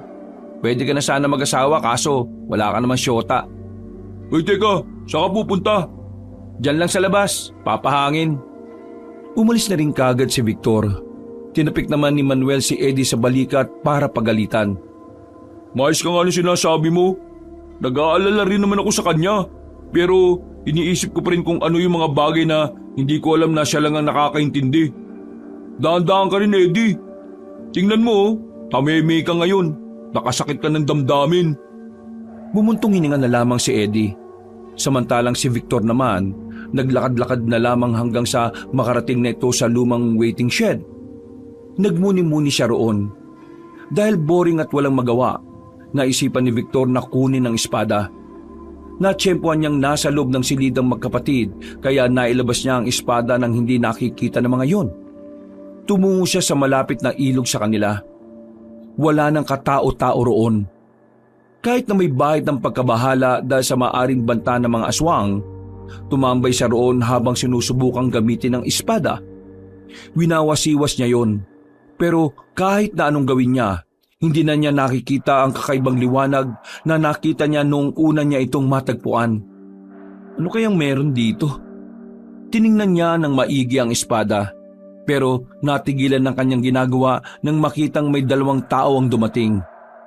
Isang babae at isang lalaki. Sa naririnig niyang tawanan ng dalawa, alam na agad niyang merong gagawing kababalaghan ng dalawa. Nagtago na muna siya sa gilid. Pumeso naman ang magkasintahan sa likuran ng malaking puno. Mga ilang sandali lang, narinig na lamang niya ang pag-ungol ng dalawa. Pambirang magsyota to, mga walang perang pang-hotel. Ano to? Nature trip? Aalis na sana si Victor nang biglang mapasigaw ang babae. Nakita na lamang niyang tumatakbo paalis ang lalaki. Iniwan nito ang kasintahan, habang ang babae napapaupo at napapaatras. Mga ilang sandali lang nakita na rin ni Victor ang aswang na pilit lumalapit sa kawawang babae. Sa hindi niya malamang dahilan, bigla na lamang siyang nakaramdam ng init sa buong katawan niya habang hawak ang espada. Parang may pumasok na ideya sa utak niya na kailangan niyang tulungan ng babae. Akmang hahawakan na ng aswang ang babaeng yun nang tumakbo si Victor papalapit. Nagulat ang aswang sa kanya. Hindi na yun nakapaghanda pa. Tinagana ni Victor ang aswang at tinamaan naman yon kaagad sa balikat. Agad na tumumba ang nilalang. Ang babae naman ay nagtungo sa kanyang likuran. Takot na takot. Ramdam na ramdam niya ang nanginginig nitong kamay habang nakahawak sa kanyang damit. Nang masiguro na ni Victor na wala na nga ang aswang na yon, pinaalis na rin niya ang babae. Marahan namang nilapitan ni Victor ang wala ng buhay na aswang. Tinusok-tusok niya pa ito ng espada pero hindi na talaga yung gumagalaw. Noong mga sandaling yun, hindi na niya naisip pa ang kanyang trabaho. Parang mas nangibabaw sa kanya ang kagustuhang makapagligtas ng buhay. Kakaiba kasi ang pakiramdam na naidulot sa kanya dahil meron siyang natulungan. Pero sa isip-isip niya, malakas ang kutob niya na ang gustong biktimahin ng mga aswang ay puro babae lang. Pinunasan na muna niya ang espada na hawak niya. Saka na rin siya umalis sa lugar na yun. Nang makabalik na siya sa kanilang bahay, nagulat siya nang buksan niya ang pinto. Inabutan niya kasi ang magkapatid sa sala. Takang-taka habang nakatingin sa kanya at sa hawak niyang mahabang patalim. Oh, bakit? Bakit may dala kang ganyan? Saan galing yan? Ha? Ano kasi, Wala na siyang takas pa kaya naisip niyang sabihin na lang sa magkapatid ang totoo. Tutal, hindi na rin naman niya kayang itago pa sa dalawa ang tungkol sa mahiwagang espada na yon. Hindi makapaniwala si Eddie at Manuel sa kanilang nalaman. Magkahalong pagkamangha at pangamba ang naramdaman ng dalawa. Di kaya para naman talaga sa iyong espadang yan? Kasi dinala ka ng aso dun para makita yan eh. Ha? Anong gagawin ko dito? Malamang, gagamitin mo laban sa mga aswang. Teka. Ibig ba nitong sabihin, ako ang kakalaban sa mga aswang? Eh bakit? Natatakot ka ba? Eh di ba, yun naman ang gusto mo? Oo, baka mamaya magkainitan na naman kayo ah. Pero Victor, ano bang nararamdaman mo? Hindi ko alam eh. Kanina kasi habang hawak ko to, alam mo yung pakiramdam na kapag lasing ka, ang tapang at ang lakas ng loob mo? Ang pagkakaiba nga lang, kanina nasa katinuan ako. At alam ko na delikado ang gagawin ko pero ginawa ko pa rin. Basta, wala akong kakabaka kanina eh. Umupo na lamang din si Victor sa sofa. Inilapag nito sandali ang espada sa gilid. Napatay mo ba yung aswang? Oo, napatay ko. Buti nga nakita ko eh. Kasi kung hindi, baka yung babae yung namatay. Siraulo yung kasama niyang lalaki eh, iniwan siya. Natigil ang kanilang usapan nang biglang dumating si Magda. Agad na maitinago ni Victor ang kanyang espada. Nagtataka ang tatlo kung ano ang ginagawa ng babae sa ganoong oras. Kadalasan kasing naglalabas sa kanila si Magda kapag umaga o kaya naman sa tanghali. Lumapit sa kanila ang babae, pero hindi pala yun nagtungo para maglaba. Talagang sinadya nito ang binatang si Victor. Magandang gabi sa inyo. Pwede ko ba makausap si Victor? Oo, nandito. Oy, Victor! Nahanap ka ni Magda! Babagal-bagal ka kasi. Ayun tuloy, naunahan ka tuloy ni Victor. Pakialam ko dyan. Di na ako interesado. Bakit? Anong pag-uusapan natin? Pwede bang sumama ka sa akin? Gusto ko sanang tayo lang ang mag-uusap. Sige na, sumama ka na, kunwari ka pa eh. Sige na. O Magda, usap muna kayo. Dito lang kami sa loob. Tinulak na ni Manuel si Victor palabas. Isinarado naman ito ang pintuan. Napapakamot na lamang si Victor sa kanyang ulo. Ano bang gusto mong itanong o pag-usapan natin? Sumunod ka sa akin. Meron tayong pupuntahan. Nauna nang naglakad ang babae. Gabi na at madilim na ang ilang parte ng kanilang nadadaanan. Medyo nababahala si Victor. Pakiramdam niya kasi anumang oras ay maaring may umatake sa kanilang aswang. Nagiging tamang hinala na siya na baka gantihan siya ng mga yon. Malayo-layo na sila kaya hindi na nakatiis pa si Victor. Tumigil na ito sa paglalakad. Maglalakad na sana siya pero bigla siyang hinila ni Magda papunta sa gilid kung saan wala nang makakakita sa kanila. Malakas siya nitong dinikit sa pader. Nagulat na lamang si Victor nang biglang may nakatutok na sa leeg niya na isang punyal. Sa isang iglap, parang nagbagong tingin niya kay Magda.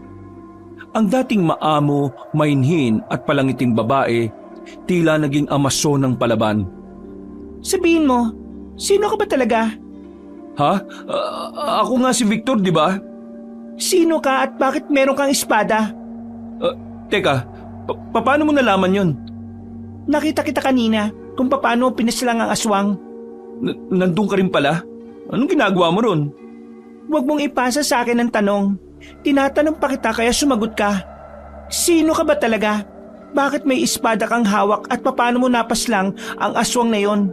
Kung pangkaraniwang mananaliksik ka lang. Pwede bang alisin mo muna yung nakatutok sa akin? Hindi ako makapagsalita na maayos eh. Kung makatutok ka, akala mo naman talaga masama akong tao. Binitiwan ng babae si Victor. Inayos na muna ng binata ang kanyang nagulong kwelyo. Kung ang tinatanong mo sa akin yung espada, hindi rin naman sa akin yun eh. Nung nakaraan, may asong itim na dumalaw sa bakuran namin. Bigla niya kinuha yung tsinelas ko. Naibalik ko naman yung tsinelas ko pero dahil doon, nakuha ko yung espada. Sinundan ko yung aso. Nakarating ako sa parang tunnel. May nalustan akong butas. Nahulog ako at dumulas. Tapos, nagulat na lang ako. Nasa ilog na ako. Tumuwid ako sa kabila. May puno kasing nagliliwanag yung katawan. Paglapit ko, nakatusok yung espada doon. Kaya kinuha ko. Tapos, ayan na, nasa akin na. Kanina, dinala ko to kasi gusto ko lang gamitin. Practice ba? Wasi-wasiwas? Pero hindi ko naman inakala na magagamit ko talaga sa aswang ngayon. Sigurado kang walang nagbigay sa iyo niyan? Ulit nito. Wala nga. Pero teka nga, ikaw naman ngayon ang sumagot sa tanong ko. Sino ka rin ba talaga? Akala ko labandera ka, pero may kakaiba ka palang pagkatao. Sabi mo sa akin ngayon kung sino ka, kasi sinagot ko ng maayos ang tanong mo. Labandera ako sa umaga. Paraan ko yun para maitago ko ang katauhan ko. Pero ang totoo, isa akong birador. Manunugis ng aswang. Ang natitirang manunugis sa angka namin. Kaya pala pakiramdam ko may kakaiba sa iyo eh. Teka, tama. Siguro ikaw yung nagligtas sa akin ano? Oo, ako nga yung babaeng yun. Ayos din ha. Kalain mo yun. Pero bakit ba nanggugulo ang mga aswang dito? 3 na ang biktima eh. Puro babae. Ano bang meron? Mahilig sa babae ang mga aswang. Dahil para sa kanila, mas masarap ang dugo at karne ng mga babae kaysa sa mga lalaki. Pero hindi ibig sabihin nun, ligtas na ang mga lalaki. Pinapatay lang nila ang mga lalaki, hindi nila kinakain. Siya nga pala, wag mo na muna itong ipapaalam sa iba ha. Total meron kang espada. Tingin ko, kailangan natin magtulungan para puksain ang mga aswang dito. Teka, wait lang. May trabaho kasi akong ginagawa eh. Hindi ako nagpunta rito para makipagpatayan sa mga aswang na yan. Kaya ba ng konsensya mong manahimik lang kahit na may kaya ka namang gawin? Nako, ayos. Nangonsensya pa to. Bukas ng hapon, pumunta ka sa kabilang baryo. Sa baryo Magsayo. Malapit lang dito. Doon ako nakatira. Tuturuan kita ng lahat ng kailangan mong malaman. Kailangan ko ng tulong mo, lalo na't may tinataglay ka namang kakaibang espada. Hindi ko lang alam ha. Trabaho naman kasi ang pinunta ko rito eh. Hindi ako nagpunta rito para tulungan kang makipaglaban sa mga aswang. Ayaw ko pang mamatay. Gusto ko pang makabalik ng Maynila. May buhay ako naghihintay doon sa akin eh, no? Hindi kita pipilitin kung ayaw mo. Pero sana, kaya mong makita na may mapapahamak kahit na pwede ka namang kumilos. Hindi ko sila obligasyon, no? Siguro naman maintindihan ng Diyos na may sarili din naman akong buhay. O siya, sige na. Aalis na ako. Huwag ka mag-alala. Hindi ko naman ipapaalam sa 2 pinsan ko ang tungkol dito. Bumuntong hininga ang lalaking si Victor at naglakad na rin paalis. Pailing-iling lang siya. Pero sa loob-loob niya, sobra siyang nawiwindang sa lahat ng nangyayari. Hindi niya alam kung ano ang gagawin niya. Pakiramdam niya kasi, hindi niya rin kayang walang gawin. Lalo na kapag alam niyang may mga pwedeng mapahamak dahil sa mga aswang. Mabuting tao rin naman kasi si Victor. Kahit na uhaw siya sa papuri ng ama, meron pa rin naman siyang malasakit sa ibang tao. Yun ang isa sa mga bagay na minsan nagiging kahinaan na rin niya. Nang makauwi na siya sa kanila, nakaabang ang magkapatid at kapwa gustong malaman kung ano ang napag-usapan nila ni Magda. Pero dahil nangako siya sa babae na hindi lalabas ang lihim, iniba na lamang niya ang usapan. Oh, ano nangyari? Mukhang madibdiban ang pinag-usapan niyo ah. May maganda bang balita? Nagtapat siya sa akin. Ang sabi niya, gusto niya raw ako. Gagi, totoo? Hindi ba joke to? Huwag ka maglala, Eddie. Hindi naman ako pumatol sa kanya eh. Ang sabi ko, wala akong panahon sa mga landi-landi na yan. Sa madaling sabi, walang namagitan sa amin. Kaya malaya kang pormahan si Magda. Kasi yun naman talaga ang gusto mo nung una pa lang, di ba? Ikaw pa talaga ng busted ha? Pinaglolo ko yata tayo ni Victor eh. Kung ayaw niyong maniwala, edi tanungin niyo na lang si Magda kapag naglabas siya uli rito. O sige na, akit na muna ako. Magpapahinga pa ako. Ang daming nangyari ngayon eh. Naglakad na lamang patungo sa itaas ang lalaki. Isinarado niya ang pintuan at saka napasandal sa dingding. Ay, pambirang buhay to. Gusto ko lang naman gumawa ng article. Pero kung ano-ano nangyari sa buhay ko, parusa ba to? Muli na naman niyang kinuha sa ilalim ng kama ang espada. Pinagmasdan niya ito na matagal. Sinuri ang disenyo. Sa nakikita niya, halata niyang ginamit na yon ng ibang tao. Marami-rami na rin kasi ang mga gasgas. Tumaan pa ang mga araw, tuluyan na ngang nawili ang binatang si Victor sa usaping aswang. Sa katunayan, unti-unti na niyang nakakalimutan ang tunay na dahilan kung bakit siya naroroon. Madalas, tuwing lalabas siya ay para lang makipagkita kay Magda. Yun ay dahil nagsasanay silang dalawa na mga bagay na hindi pa nalalaman ni Victor. Mag-iisang buwan na nilang ginagawa yon. Kahit si Eddie at Manuel ay nagtataka na rin sa kanya. Ang sabi niya kasi noon, 1 buwan lang ang itatagal niya roon at uuwi na rin kagad siya sa Maynila. Yun ay dahil na rin sa kanyang trabaho. Pero lumampas na ng 1 buwan at ngayon ay magta3 buwan na siya sa poder ng magkapatid. Walang kaalam-alam si Eddie at Manuel na pinaghahandaan na ni Victor ang posibilidad na makaharap nila ang mga aswang. Ang alam lang ng magkapatid ay nagsimula ulit siya ng bagong subject na gagawa ng article. Napapadalas na yata ang alis mo ng hapon ah. Tapos maya-maya uuwi ka naman ng alanganin. Victor, alam mong delikado ngayon, di ba? Wala naman ng napapabalitang may aswang pa rin eh. Tsaka, di ba, babae lang naman ang inaatake nila. Kahit na, paano kung matripan ka ng mga aswang? O kaya, dahil alam nilang nakapatay ka ng aswang nung nakaraan eh, gantihan ka nila. Huwag kayong maglala. Kayang-kaya ko naman ang sarili ko eh. Isa pa, may proteksyon na naman ako. Dala-dala ko lagi yung espada. Kailangan ko to habang nagdo-document ako ng mga bagay-bagay. Sinasabihan ka lang namin. Pero kung anong gusto mong gawin, bahala ka na. Basta umuwi ka lang palagi ng buhay ah. Tumangot ngumiti na lamang si Victor. Dali-dali na rin siyang lumabas ng bahay. Tinungo niya ang lugar kung saan sila madalas magkita ni Magda. Pero hindi pa man siya nakakarating doon, narinig na niya ang tinig ng kanyang pinsan na si Eddie. Sa kanya lamang napagtanto na sinundan pala siya nito. At kasama pa talaga si Manuel. Mabilis niyang inalis ang tela sa espada. Pakagat pa lang naman ang dilim kaya mabilis niyang narating ang magkapatid. Pambihira naman. Bakit ba kasi kayo sumunod? Ikaw, saan ka ba talaga pumupunta? Hindi ka naman dumadaan dito dati ah. Mamaya na nga kayo magtalo. Yung aswang Victor, muntikin na niya kami madagit.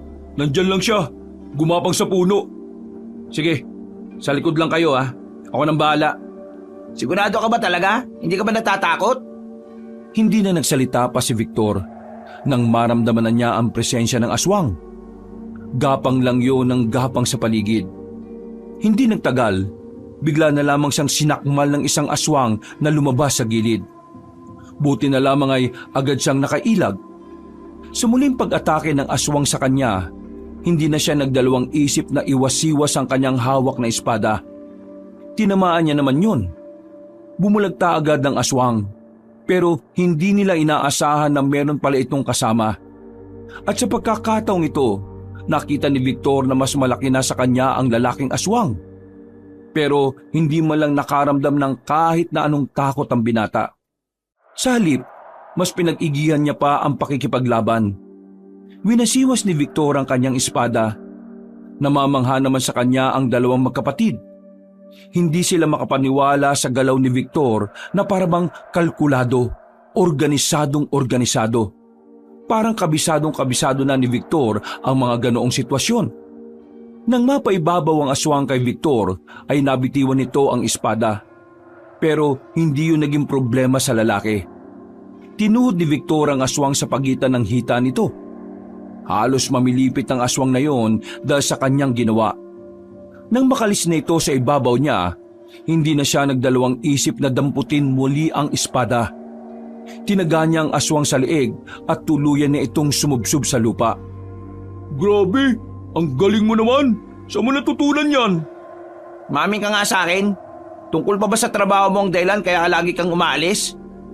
Huminga na muna ng malalim ang binata. Palagay niya, ito na rin ang tamang dahilan para ipagtapat ang katotohanan. Ayaw na rin naman kasi niyang maglihim. Para na rin mabawasan na ang pag-aalala ng dalawa. Nagsanay ako kung paano gamitin ang espadang to. Sumali ka sa isang samahan, no? Kasi hindi mo naman basta natututunan yan kung ikaw lang naman mag-isa. Wala akong sinalihan, pero may nag-iisang tao na nagturo sa akin ng lahat. Sino naman? Magsasalita pa sana si Victor nang marinig nila ang tinig ng babaeng si Magda. Lumabas ito mula sa likuran ng puno. Ibang-iba ang suot nito, malayo sa pagiging labandera. Mukha itong mga ngaso at may mga palaso sa likod at pana. May nakasukbit din doong espada. Ako ang kasama ni Victor sa pagsasanay niya. Magda? Ikaw? Hayaan niyong ipaliwanag ko ang lahat ng bagay na dapat niyong malaman. Mas lalong nawindang si Eddie at Manuel. Hindi sila makumbinsi na si Magda ay isa palang manunugis at birador ng aswang. Walang-wala naman kasi talaga sa itsura ni Magda ang mga ganong klase ng gawain. Maamo ang mukha nito at nakilala nila ito bilang mainhin na labandera. Bakit ka nagpapanggap na labandera? Para maitago ko ang tungkol sa pagiging manunugis ko. At para makapagmanman ako dito at mabantayan ko ang mga baryo ninyo. Ibig sabihin ba nito, hindi ka talaga mahinhin? Hindi mahinin yan. Kung alam niyo lang kung gaano ako pinahirapan ng babaeng to. Araw-araw akong binubugbog nito. Di ko nga alam kung bakit di niyo man lang napansin eh. Kuya, parang kayang-kaya tayong ibalibag nito ni Magda. Pero huwag kayong mag-alala. Aswang lang naman ang binibira ko. Paano yan ngayon? Alam na nitong dalawa. Isa sa mga dahilan kung bakit pinaalam ko na rin sa kanila ay dahil isasama natin sila sa laban. Ha? Pinagsasabi mo? Tuwag ka ba? Ang lakas-lakas mong magkagusto sa akin tapos takot ka sa aswang? Wala kang pag-asa sa akin kung ganyang kakalambot. Ikaw, ayaw mo rin? Ako? Ha? Sige, sasama ako. Aswang lang naman yun eh. Tingnan mo, sinisipa ko pa nga tong aswang eh. Patay na yan kuya eh. Subukan mo kayang sipahin yung buhay pa. Eddie, kung ayaw mong sumama, si Manuel na lang siguro. Sa totoo lang, kahit na walang aswang ngayon, nararamdaman itong babaeng to na may binabalak na masama ang mga yon. Kaya nga sinisimulan na rin naming maghanap ng mga makakasama. Hindi ko alam kung kakayanin ko yan. Alam niyo naman na takot ako sa aswang. Huwag ka matakot. Isipin mo na lang na kasama mo ko palagi. Tiningnan ni Magda ng malagkit ang binatang si Eddie. Hinawakan pa nito ang dibdib ni Eddie. Parang yelong natunaw ang binata dahil sa ginawa ng dalaga. At sa huli, wala nang nagawa pa si Eddie kundi ang pumayag na lang din. Isinama nila Victor ang magkapatid sa lugar kung saan sila madalas na nagpa-practice. Noong mga sandaling yun, marami agad natutunan ng magkapatid. Pinaliwanag ni Magda ang sitwasyon.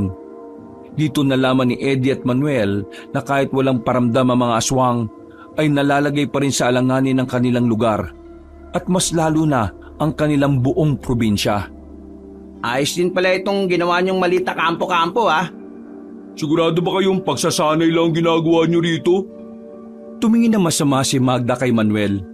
Nakita ng lalaki na walang balak makipagbiruan ng dalaga kaya agad nitong binawi ang sinabi. Ay, ang ibig ko sabihin, kung nagiinuman din ba kayo rito? Kasi may nakita akong bote ng alak eh. Yan, si Magda, malakas uminom. Nung nakaraan nga. Sandali lang. Bakit? Huwag ka nga munang maingay. Nanahimik silang apat. Bigla na lamang dinampot ni Magda ang espada nito at sinabihan silang sumunod. Hindi naman nagsayang ng oras ang magpipinsan. Tumakbo sila para habulin si Magda. Pagdating nila sa harapan ng nagtataasang mga puno ay huminto ang babae. Magda, anong problema? May nararamdaman ka bang aswang? nandito siya. Eto na nga ba sinasabi ko eh. Victor, ikaw muna bahala sa amin ha. Kung sino ka man, lumabas ka! Nararamdaman kong wala kang balak labanan kami. Magpakita ka at sabihin mo kung anong kailangan mo sa aming aswang ka! Maya-maya pa, isang matandang lalaki ang nakita nilang lumabas mula sa likuran ng malapad na puno. Meron itong bitbit na sako. At kahit mahahaba na rin ang bigote nito at balbas, nakilala pa rin yon ni Magda. Lolo? Lolo mo yan? Eddie, di ba siya yung matandang nakausap natin doon sa kabilang gubat? Oo, siya nga yun. Hindi nag-atubiling lumapit ang dalaga. Tangkang yayakapin na sana nito ang matanda pero pinigilan nito yun. Lolo Manoy, bakit? Ano problema? Ayaw niyo po ba ako mayakap? Gustong gusto. Pero huwag kang didikit sa akin. Dahil sa oras na kumapit ang amoy mo sa akin, maaamoy rin ako ng mga aswang. Sige po, naintindihan ko po.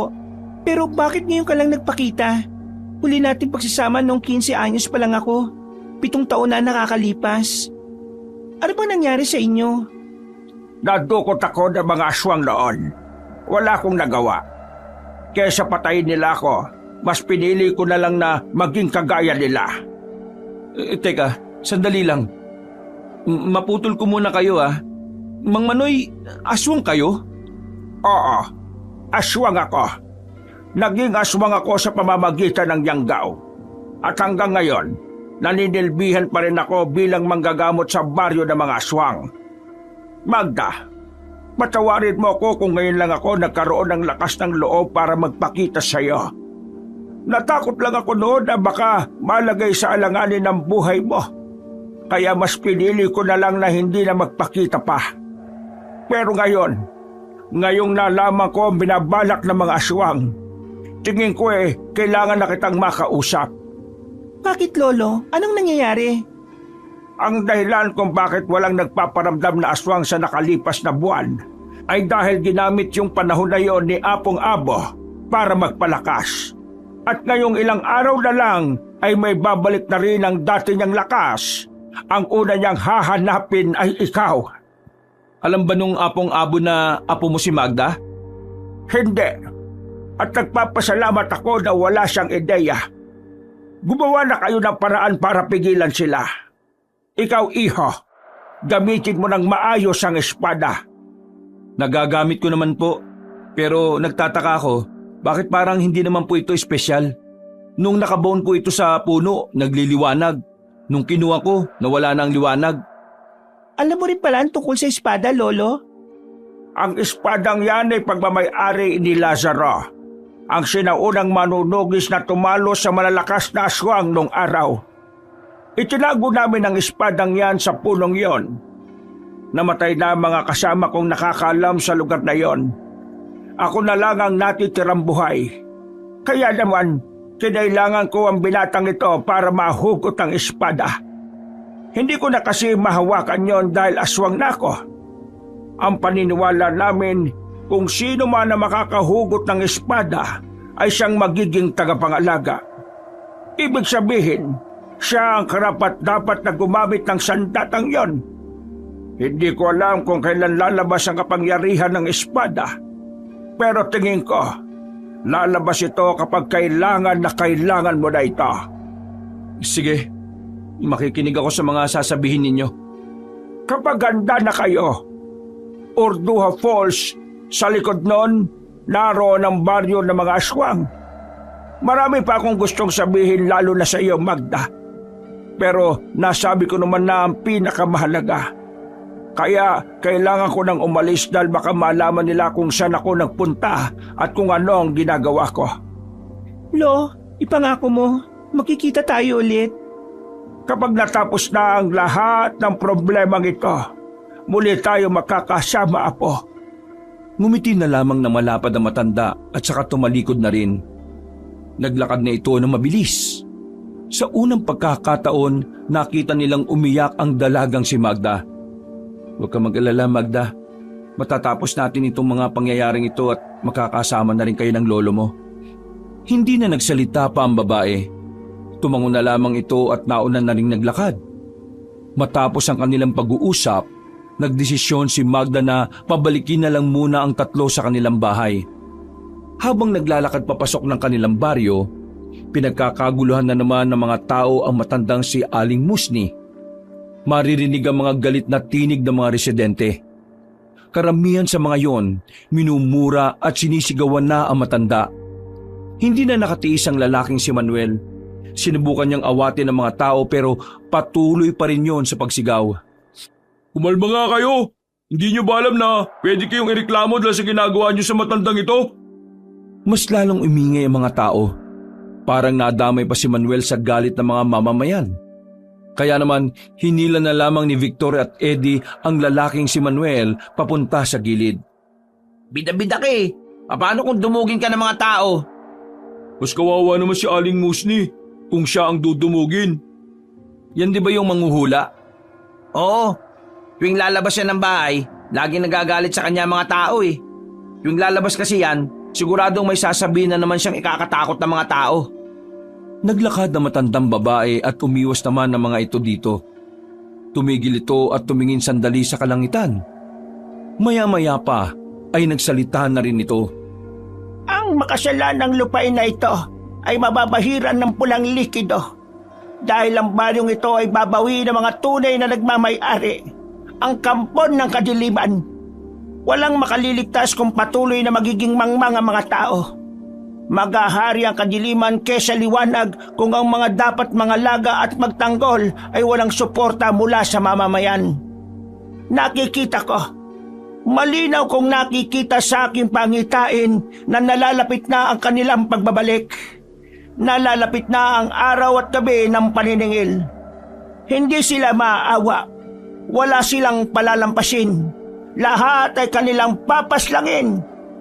Muling umingay ang mga tao. Galit na naman ang mga yon. Mabuti na lamang ay dumating na ang mga tanod para pigilan ang kaguluhan na yon.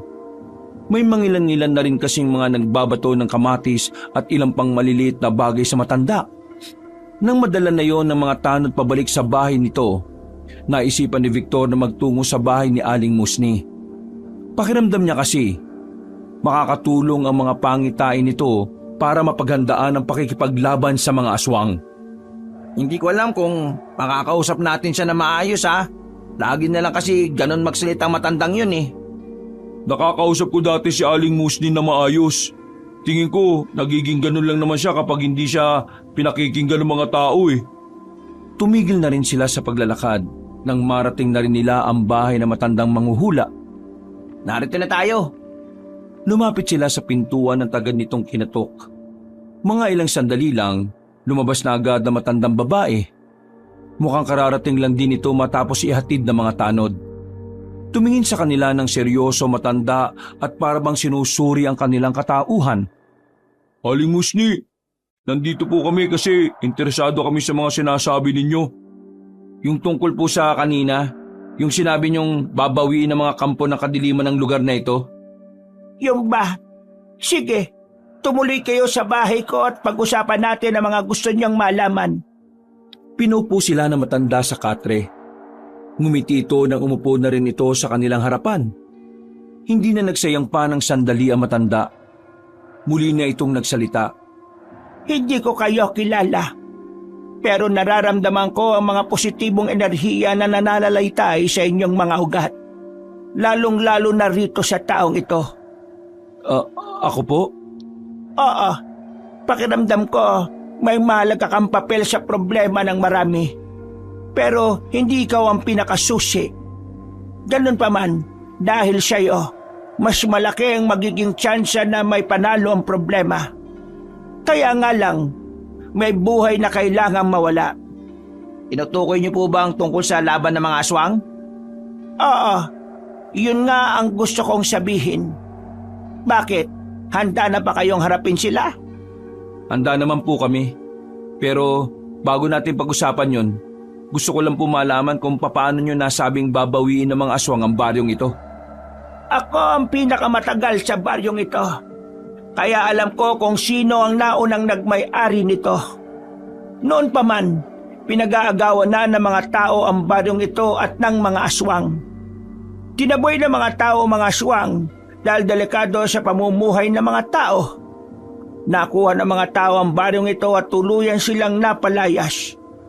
Dumating ang mga manunugis. Mas lalong lumakas ang puwersa ng mga tao habang ang mga natitirang aswang nawalan na ng pag-asang mabawi pa ang kanilang lupang sinilangan. At ngayong nakahanap sila ng bagong pinuno, nagkaroon na naman sila ng dahilan na bawiin ito. At wala silang pakialam kung sino ang madamay. Bata, matanda, mayaman o dukha. Lahat ng yan ay uubusin nila. Kaya pala parang dito lang sila sa baryong tumaatake. Pero alam niyo rin po ba kung bakit babae lang binibiktima nila nung nakaraan? Bukod sa mas masarap para sa kanila ang dugo at laman ng isang babae? Galit ang kanilang pinunong si Apong Abo sa mga babae. Isang taong babae kasi ang naging dahilan kung bakit siya bumagsak noon at ang kanyang buong angkan. Niloko siya nito at ipinagkanulo sa mga manunugis. Grabe, ganun pala talaga ang kasaysayan ng lugar na ito. Ang buong alam ko, kilalang mayaman na taong may-ari ng lugar na ito eh. Eh yung sinabi nyo kanina na may buhay na mawawala sa laban na ito. Alam niyo po ba kung sino? Maraming buhay ang mawawala. May iiyak, may malulungkot. Pero may isang buhay akong nakikita na mawawala. Isang buhay na magiging alay para sa kanyang minamahal. Pwede siyang mailigtas, pero hindi niya hahayaan na mangyari yon. Dahil para sa kanya, yun na ang kapalaran niya. Napalunok ng laway si Victor. Ang unang pumasok kasi sa isipan niya ay walang iba kundi ang lolo ni Magda na si Mang Manoy. Naiisip pa lang niya na mangyayari yun, nakikita na niya kung gaano masasaktan si Magda. Hindi ang mga buhay na mawawala ang dapat niyong paghandaan, kundi ang tunay na susi ng laban. Ano pong ibig niyong sabihin? Malabo pa sa pangitain ko kung ano o sino ang makakatalo kay Apong Abo. Pero ito lang ang lagi niyong tatandaan. Wag na wag kayong magpapakita ng kahit na anong kahinaan sa mga aswang. Dahil mas lumalakas sila kapag umihina kayo. Napatango na lamang ang magpipinsan. Matapos ang pag-uusap na yon, ay nagpasalamat na rin sila para makaalis. Napagtanto ni Victor na matino naman pala talagang kausap ang matandang babae. Marahil, hindi lang talaga yon naiintindihan ng mga tao kaya nagmumukha itong baliw sa mata ng nakararami. Tulala at balisa ang tatlo na makabalik na sila ng kanilang bahay.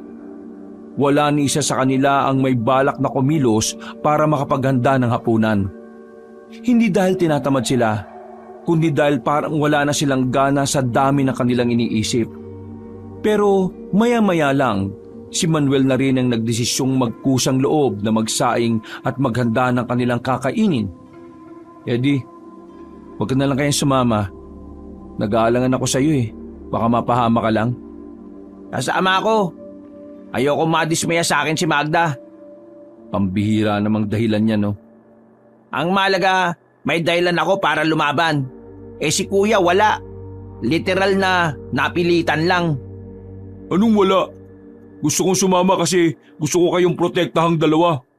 Baka nakakalimutan nyo na ako ang panganay sa ating tatlo. Bilang kuya nyo, obligasyon kong protektahan kayo. Kung makapagsalita naman to, parang mga baby yung makakasama niya. Magpasalamat na lang tayo na sweet yang si Manuel. Yung iba dyan, walang kuya. Makalipas lang ng ilang sandali, ay kumain na rin sila sabay-sabay. Pagkatapos, naganda na rin sila para sa kanilang pagtulog. Pero kahit na anong gawin ni Victor, hindi pa rin siya dinadalaw ng antok. Gising na gising ang kanyang diwa. Habang ang magkapatid naman sa kabilang kwarto ay sarap na ang tulog. Dinig na dinig kasi niya ang malakas na hilik ng mga yon, na parabang tambutsyo ng sasakyan ng bibig. Tinakip na lamang ni Victor ang unan sa mukha niya. Pero mga ilang sandali lang, para siyang may narinig na umiiyak. Napagtanto niya na nakaidlip na pala siya at panandali ang panaginip pala ang narinig niya. Sa hindi malamang dahilan, ang unang pumasok sa isip niya ay si Aling Musni. Nakaramdam siya ng kaba kaya naman nagmamadali siyang bumangon. Tumakbo siya palabas at nadulas pa sa huling baitang ng hagdan. Dahil dito ay nasagi niya ang mga nakalagay na bote sa gilid. Dahilan para magising ang magkapatid. Ano bang nangyayari sa'yo? Doon naman, kung kailan tulog na ang mga tao tsaka pa nag-iingay. Tulungan niyo ako. Si Aling Musni, nasa panganib ang buhay. Nasa panaginip ko siya. Mapapahamak siya. Managinip lang yan. Kabaliktaran ang mangyayari. Iba ang pakiramdam ko. Nasa panganib ang buhay niya. Iika-ikang tumayo si Victor, dala ang kanyang mahabang espada. Napilitan na lamang ding sumunod ng dalawa kahit napipikit-pikit pa ang mga mata dahil sa antok. Nang marating nila ang bahay na matanda, natanaw nila mula sa labas na nakabukas ang ilaw sa loob. Wala rin namang kahinahinala sa bakuran, pero marahan at maingat pa rin silang lumapit doon. Pagsilip nila sa pintuan, nakita nilang nakasandal na sa dingding ang matandang manghuhula. Merong umagos na dugo mula sa hiwa nito sa leeg. Sugutan din ang ilang parte ng katawan nito. Wala na. Nahuli na tayo ng dating. Wala na si Aling Musni. Napailamos na lamang sa sariling muka ang binatang si Victor. Hindi niya maiwasang hindi madismaya sa kanyang sarili. Maging si Eddie at Manuel ay natulala na lang din. Hindi nila kayang tingnan ang kalagayan ng matanda. Parang madudurog ang kanilang puso. Inuna na siya ng mga aswang dahil alam nila na malaking sagabal ang mga pangitain ni Aling Musni. Anong gagawin natin ngayon? Ipapaalam na natin sa lahat na may aswang at yun ang pumaslang kay Aling Musni para maging alerto na rin sila. Tama, magandang ideya mo. Sinubukang tingnan ni Victor ang matandang si Aling Musni. Kahit na isang beses pa lang niya itong nakakausap, pakiramdam ni Victor ay nawalan din siya ng lola. Masakit sa kanyang damdamin na makitang gano'n ang sinapit ng isang matanda.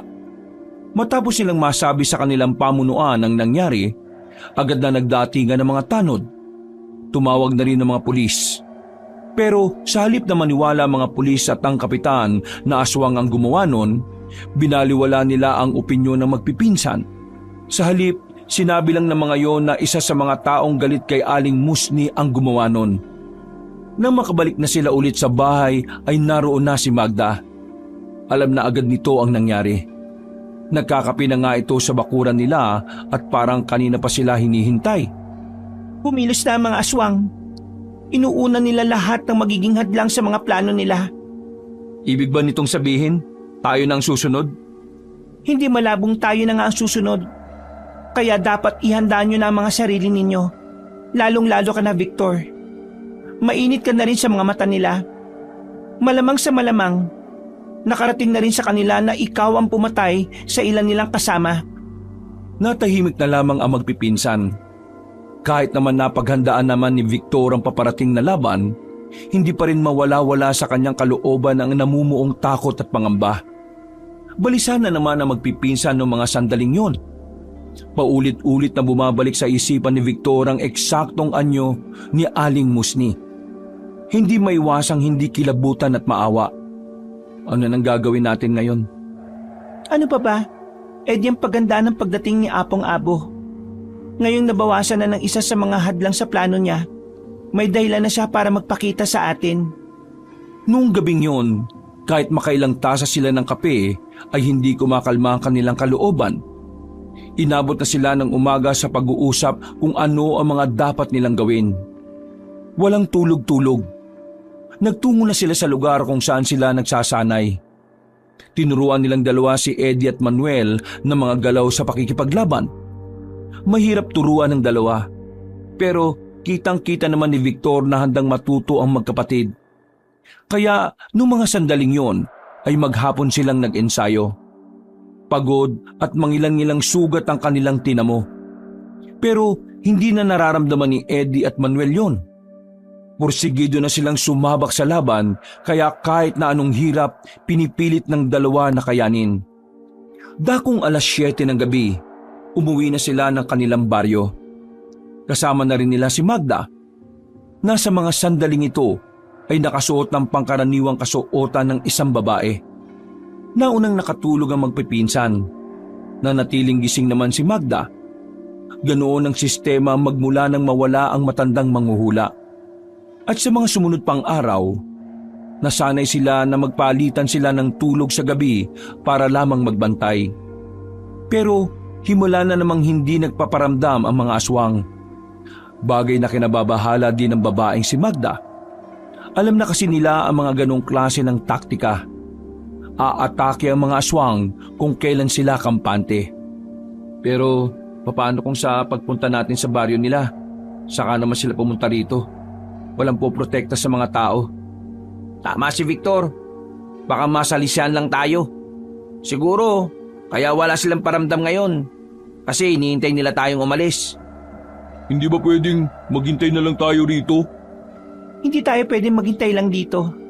Kapag dito tayo naghintay, dito rin mangyayari ang gulo. Pwedeng madamay pa ang mga tao. Kung tayo ang dadalaw sa kanila, may lalayo natin sila sa baryo. 4 lang tayo eh. Tapos mga baguhan lang kami. Itong espadang ginagamit ko pa, parang wala namang kakaiba. Tapos gusto mo lumusob tayo ron? E di parang sinabi mo na rin na tumalong kami sa kumukulong mantika. Meron ako mga nakausap na tao. Mga dati silang kakilala ni Lolo Manoy. Mga nasa 30 katao sila. May kanya-kanya ring galit sa mga aswang. Kaya wala na tayong dapat pang ikabahala pagdating sa mga makakasama. Paano nga tayo makakasiguro na hindi magkakasalisihan? Roronda na muna tayo sa paligid ng baryo. At kapag wala tayong nakita o naramdamang aswang, saka na tayo pupunta sa baryo ng mga aswang ngayong gabi. Ngayon kaagad? Oo, ngayong kagad. Bibiglain natin ang mga aswang. Nakatinginan silang magpipinsan. Mababasa sa kanilang mga mata ang pagsang-ayon sa nais mangyari ng dalagang si Magda. May tiwala naman sila sa babae dahil halos lahat ng sinasabi nito ay talaga namang katiwa-tiwala. Kagaya ng napag-usapan, rumonda na muna sila sa buong baryo nila. Inabot sila ng halos 1 oras pero wala naman silang namataan na kahina-hinala. Nang masigurong nasa ligtas namang kalagayan ng kanilang baryo, tinungo na rin nila ang kabilang baryo para daanan ng iba pa nilang makakasama sa laban na yon. Lahat ay umayon naman base sa kanilang plano. Nakumpleto ang kanilang samahan at dala ang mga malalaking lampara, agad na rin silang naglakbay patungo sa sinasabing baryo ng mga aswang. Hindi nagtagal, narating na rin nila ang nasabi ni Mang Manoy na Orduha Falls. Isa itong mataas na talon na may malalim na katubigan sa ibaba. Dahil madilim, hindi naging madali para sa kanila ang humanap ng mas maayos na daan. Sa may bandang gilid, kailangan lang natin mag-ingat dahil batuhan. Baka madulas kayo. Tsak na mababagok ang ulo ninyo kapag nalaglag kayo sa baba. Tumango lang naman ang kanilang mga kasama. Tahimik lang din naman si Victor at ang dalawa niyang pinsan. Sa isip-isip ni Victor, kung may dala lang siyang kamera, may re-record niya ang mga pangyayari. Maganda sanang subject at ebidensya ang mga masasaksihan niya para sa kanyang gagawing article. Pero sa mga sandaling ito, para kay Victor ay masigit pa sa article ang dapat niyang isipin. Dahil kailangan nilang talunin ng mga aswang habang nasa kabilang hukay ang kanilang mga paa. Lahat ay nakatawid ng ligtas, pero tumigil sila sandali nang makita na ang hinihinalang baryo ng mga aswang. Nagiwahiwalay na sila at nahati ang kanilang grupo sa 3. Magkakasama ang magpipinsan. Habang si Magda naman ay pinangunahan ng kabilang grupo.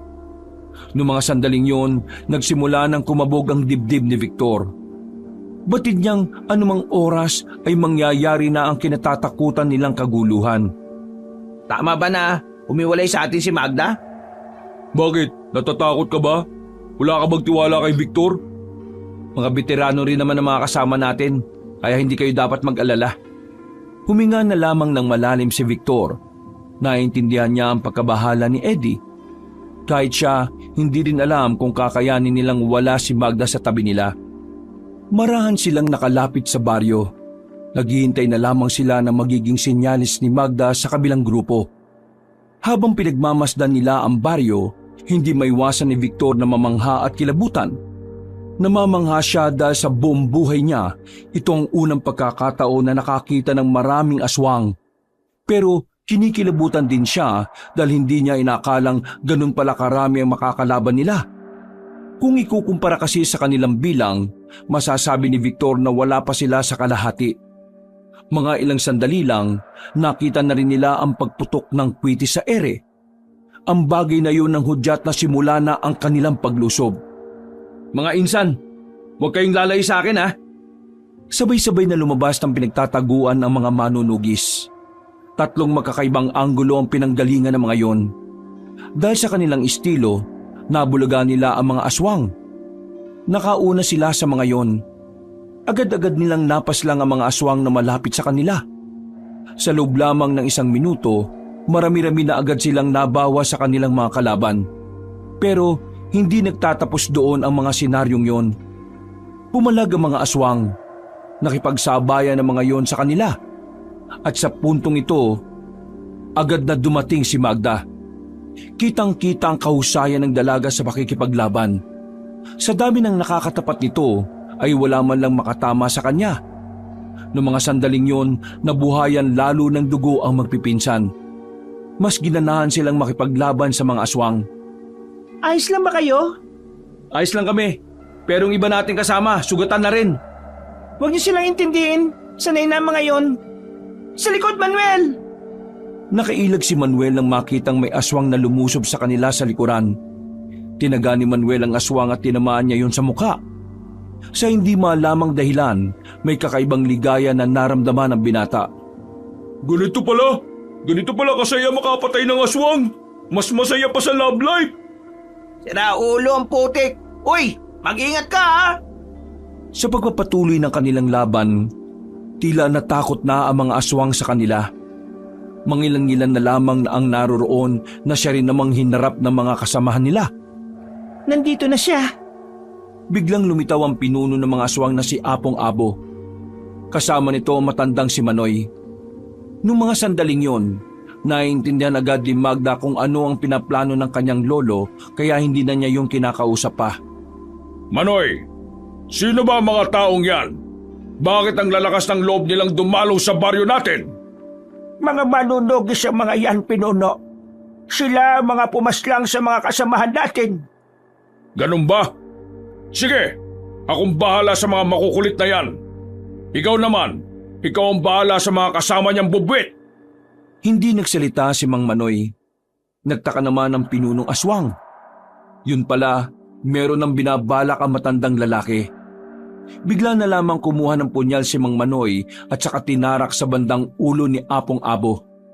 Matagal ko nang hinihintay ang pagkakataong ito.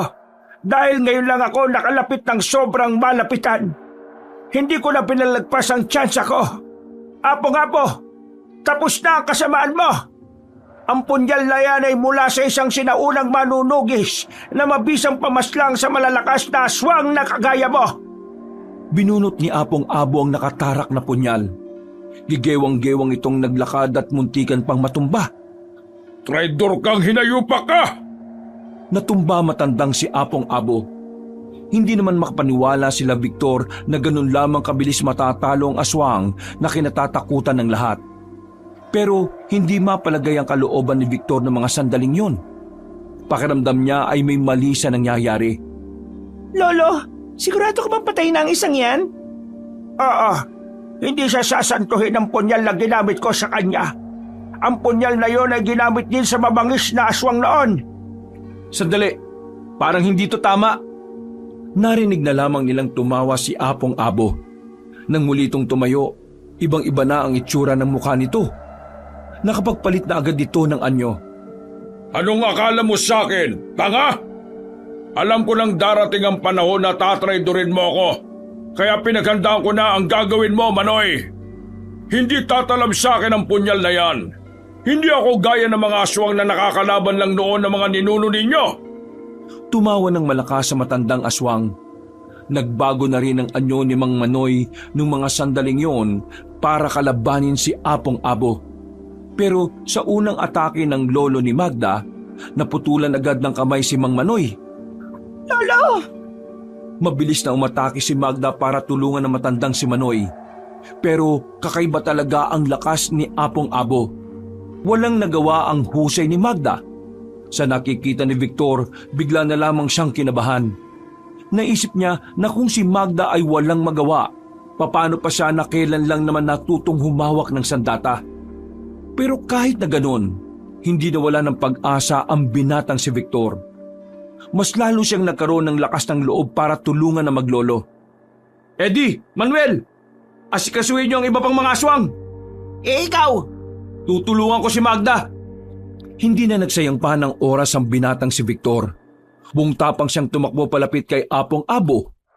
Nang ihataw niya ang espada, nahawakan ni Apong Abo ang talim nito. Pero laking gulat ng aswang na yon nang bigla itong makaramdam ng kakaiba. Dumistansya ito at inilagan si Victor. Nang mapansin naman ni Victor yon, sinundan niya pa ang kanyang pag-atake. Magda, asikasuhin mo muna ang lolo mo. Pero hindi pa man nagagawa ni Magda ang sinasabi ni Victor, bigla na lang ding sumama si Mang Manoy sa pag-atake kahit na wala na ang isa nitong kamay. Hindi ko hahayaan na magtagumpay ang kasamaan mo, Apong! Nagawang tamaan ni Mang Manoy ang pinuno ng mga aswang. Pero hindi naman yun naging epektibo dahil parang wala lang nangyari kay Apong Abo. Sa halip, si Magda pa ang nakita nito. Biglang naisipan ni Apong Abo na unahin ng dalaga. Lumundag ito ng mataas at saka lumapit kay Magda. Sa bilis ni Apong Abo, hindi nakapaghanda ang babae. Akmang itatarak na ni Apong Abo ang mahahaba nitong kuko nang biglang humarang naman si Mang Manoy. Bumao ng kamay ni Apong Abo sa kaliwang dibdib ng lolo ni Magda. Lolo! Agad na hinugot ni Apong Abo ang kamay niya nang magsimula ulit umatake si Victor. Habang si Magda naman ay sinalo ang kanyang lolo. Nasa mga sandaling yon ay agad na napasukan ng dugo. Nakatingin ito sa kanya at nakangiti. Pero hindi na kayang makapagsalita pa. Lo, lumaban ka! Ang sabi mo magsasama pa tayong dalawa! Lo! Pero kahit na anong pakiusap ng dalaga, hindi na talaga kinaya pa ng matanda. Unti-unti na rin itong pumikit at tuluyang nalagutan ng hininga. Dahil sa nangyari, nabuhay ang matinding galit sa kalooban ng dalaga. Marahan niyang inihiga ang kanyang lolo at tinapunan ng masamang tingin si Apong Abo. Magbabayad ka sa ginawa mo! Magbabayad ka! Yan! Ganyan nga! Magalit ka, iha! Magda, sinisira lang niya ang focus mo. Huwag kang magpapadala sa galit mo. Hindi nakanig sa kanya ang babae. Nilusob nito nang nilusob ang kanilang kalaban. Habang si Apong Abo naman ay tuwang-tuwa sa nangyayari. Hanggang sa bigla na lamang nahawakan ng matandang aswang ang babae. Piniga nito ang kanang balikat ni Magda. Dahil dito ay nabitiwan ng babae ang kanyang hawak na espada. Pero bago pa man may magawang mas malala si Apong Abo, mabilis na lumusob si Victor para tulungan ng dalaga. Agad namang napalayo si Apong Abo habang tumatawa. Umayos ka! Nawawala ka sa wisyo. Alam kong masakit ang nangyari, pero pati ikaw ay mapapahama kung mas pahiralin mo ang emosyon mo. Hinawakan ni Victor ang magkabilang pisngi ng dalaga.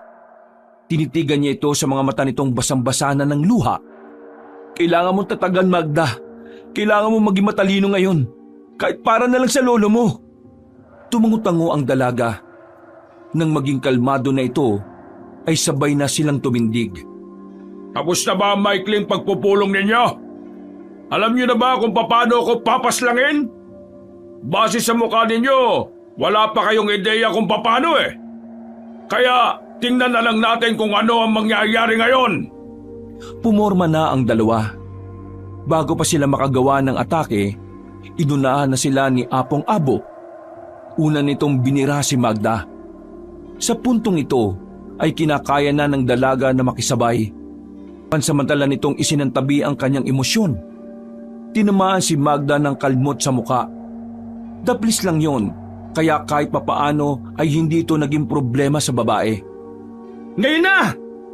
Sinabuyan ni Victor ng buhangin ng kanilang kalaban. Tinamaan naman yon sa muka. Nakakuha ng tamang pagkakataon si Magda. Itatarak na sana niya sa dibdib ang hawak na espada pero nakailag ang matandang aswang kaya tinamaan lang ito sa tagiliran. Hindi naman nagsayang ng pagkakataon si Victor. Tinaga niya sa likuran si Apong Abo. Ilang beses niya itong pinagtatataga. Nang makaramdam na ng sakit ang matandang aswang, ay bagya itong dumistansya sa kanila. Munti ka na ako ron Magaling! Magaling ang naisip niyong pautot. Ang kaso, hindi ako basta-basta mamamatay dahil lang sa mga pambata niyong taktika. Dahil si Victor ang malapit kay Apong Abo, ito agad ang inatake ng matanda. Nang susuntukin niya ito, tumilapon siya at nabitiwan pa ang espada. Nilapitan nito si Victor at pinagtatatadyakan hanggang sa masokan na rin ito ng dugo. Ang kapal ng mukha mong makisali sa labanang ito, taga Maynila ka lang naman! Tumigil lamang ito sa ginagawang pananakit kay Victor nang makitang paparating na rin si Magda. Hinawakan niya lang ang kamay ng dalaga at saka binalibag palayo. Huwag ka na munang umepal! Hindi pa ako tapos sa lalaking ito! Kanina pa ako nang gigigil sa lalaking ito Akmang bubugbugin ulit ni Apong Abo ang lalaking si Victor nang biglang may lumiwanag. Nakita na lamang nilang hawak-hawak na ni Magda ang espada na gamit ni Victor. Kakaiba ang aura ng dalaga sa mga sandaling yun. Kitang-kita nilang umiilaw ang espada habang hawak ito ni Magda. Noong mga oras na yon, saka lamang napagtanto ni Victor na ang sandatang yon ay para talaga sa dalaga. Sa wakas! Tila nawala na ang lahat ng galos ni Magda dahil sa kapangyarihan ng espadang yon. Nanlalaki naman ang mga mata ni Apong Abo habang nasasaksihan ang senaryong tatapos sa kanyang buhay. Ihanda mo ang sarili mo, Apong Abo. Dahil sa gabing ito, magiging abo ka na rin. Akala mo ba madadala mo ako sa kagaganyan mo? Hindi! Ako si Apong Abo, ang pinakamabangis at malakas na aswang sa henerasyong ito. Kaya kahit na anong gawin mo, hinding-hindi mo ako matatalo! Lumundag na naman ang mataas sa matandang aswang. Pinaghandaan naman ni Magda ang pagbagsak nito. Nailaga ng dalaga ang ginawang pag-atake ng matanda. Sunod-sunod ang bawat nitong kalmot. Pero sa mga pagkakataong ito, kitang-kita na ang pagkakaiba nilang dalawa. Kahit mabilis si Apong Abo, mas mabilis naman ang ginagawang pag-ilag ni Magda. Mamamatay ka na! Mamamatay ka na! Para mabawi ko na ang lupain naming mga aswang! Hindi na mangyayari yon dahil ikaw ang mamamatay ngayong gabi. Muling nagliwanag ang espada. Nasilaw si Apong Abo sa liwanag na yon. Nagulat na lamang ito nang biglang naitarak na ni Magda ang maywagang espada sa dibdib ng pinunong aswang. Kita nilang lahat na parang biglang nagbaga ang dulo ng talim ng espada. Magpahinga ka na sa impyerno. Hinihintay ka na ng mga demonyo. Paghugot ni Magda ng espada ay hinato naman niya yon ng malakas sa liig. Gumulong ang ulo nito sa lupa.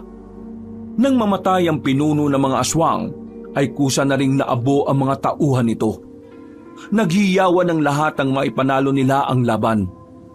Pero kung masaya ang mga kabaro nila, malungkot naman si Magda nang balikan niya ang kanyang lolo.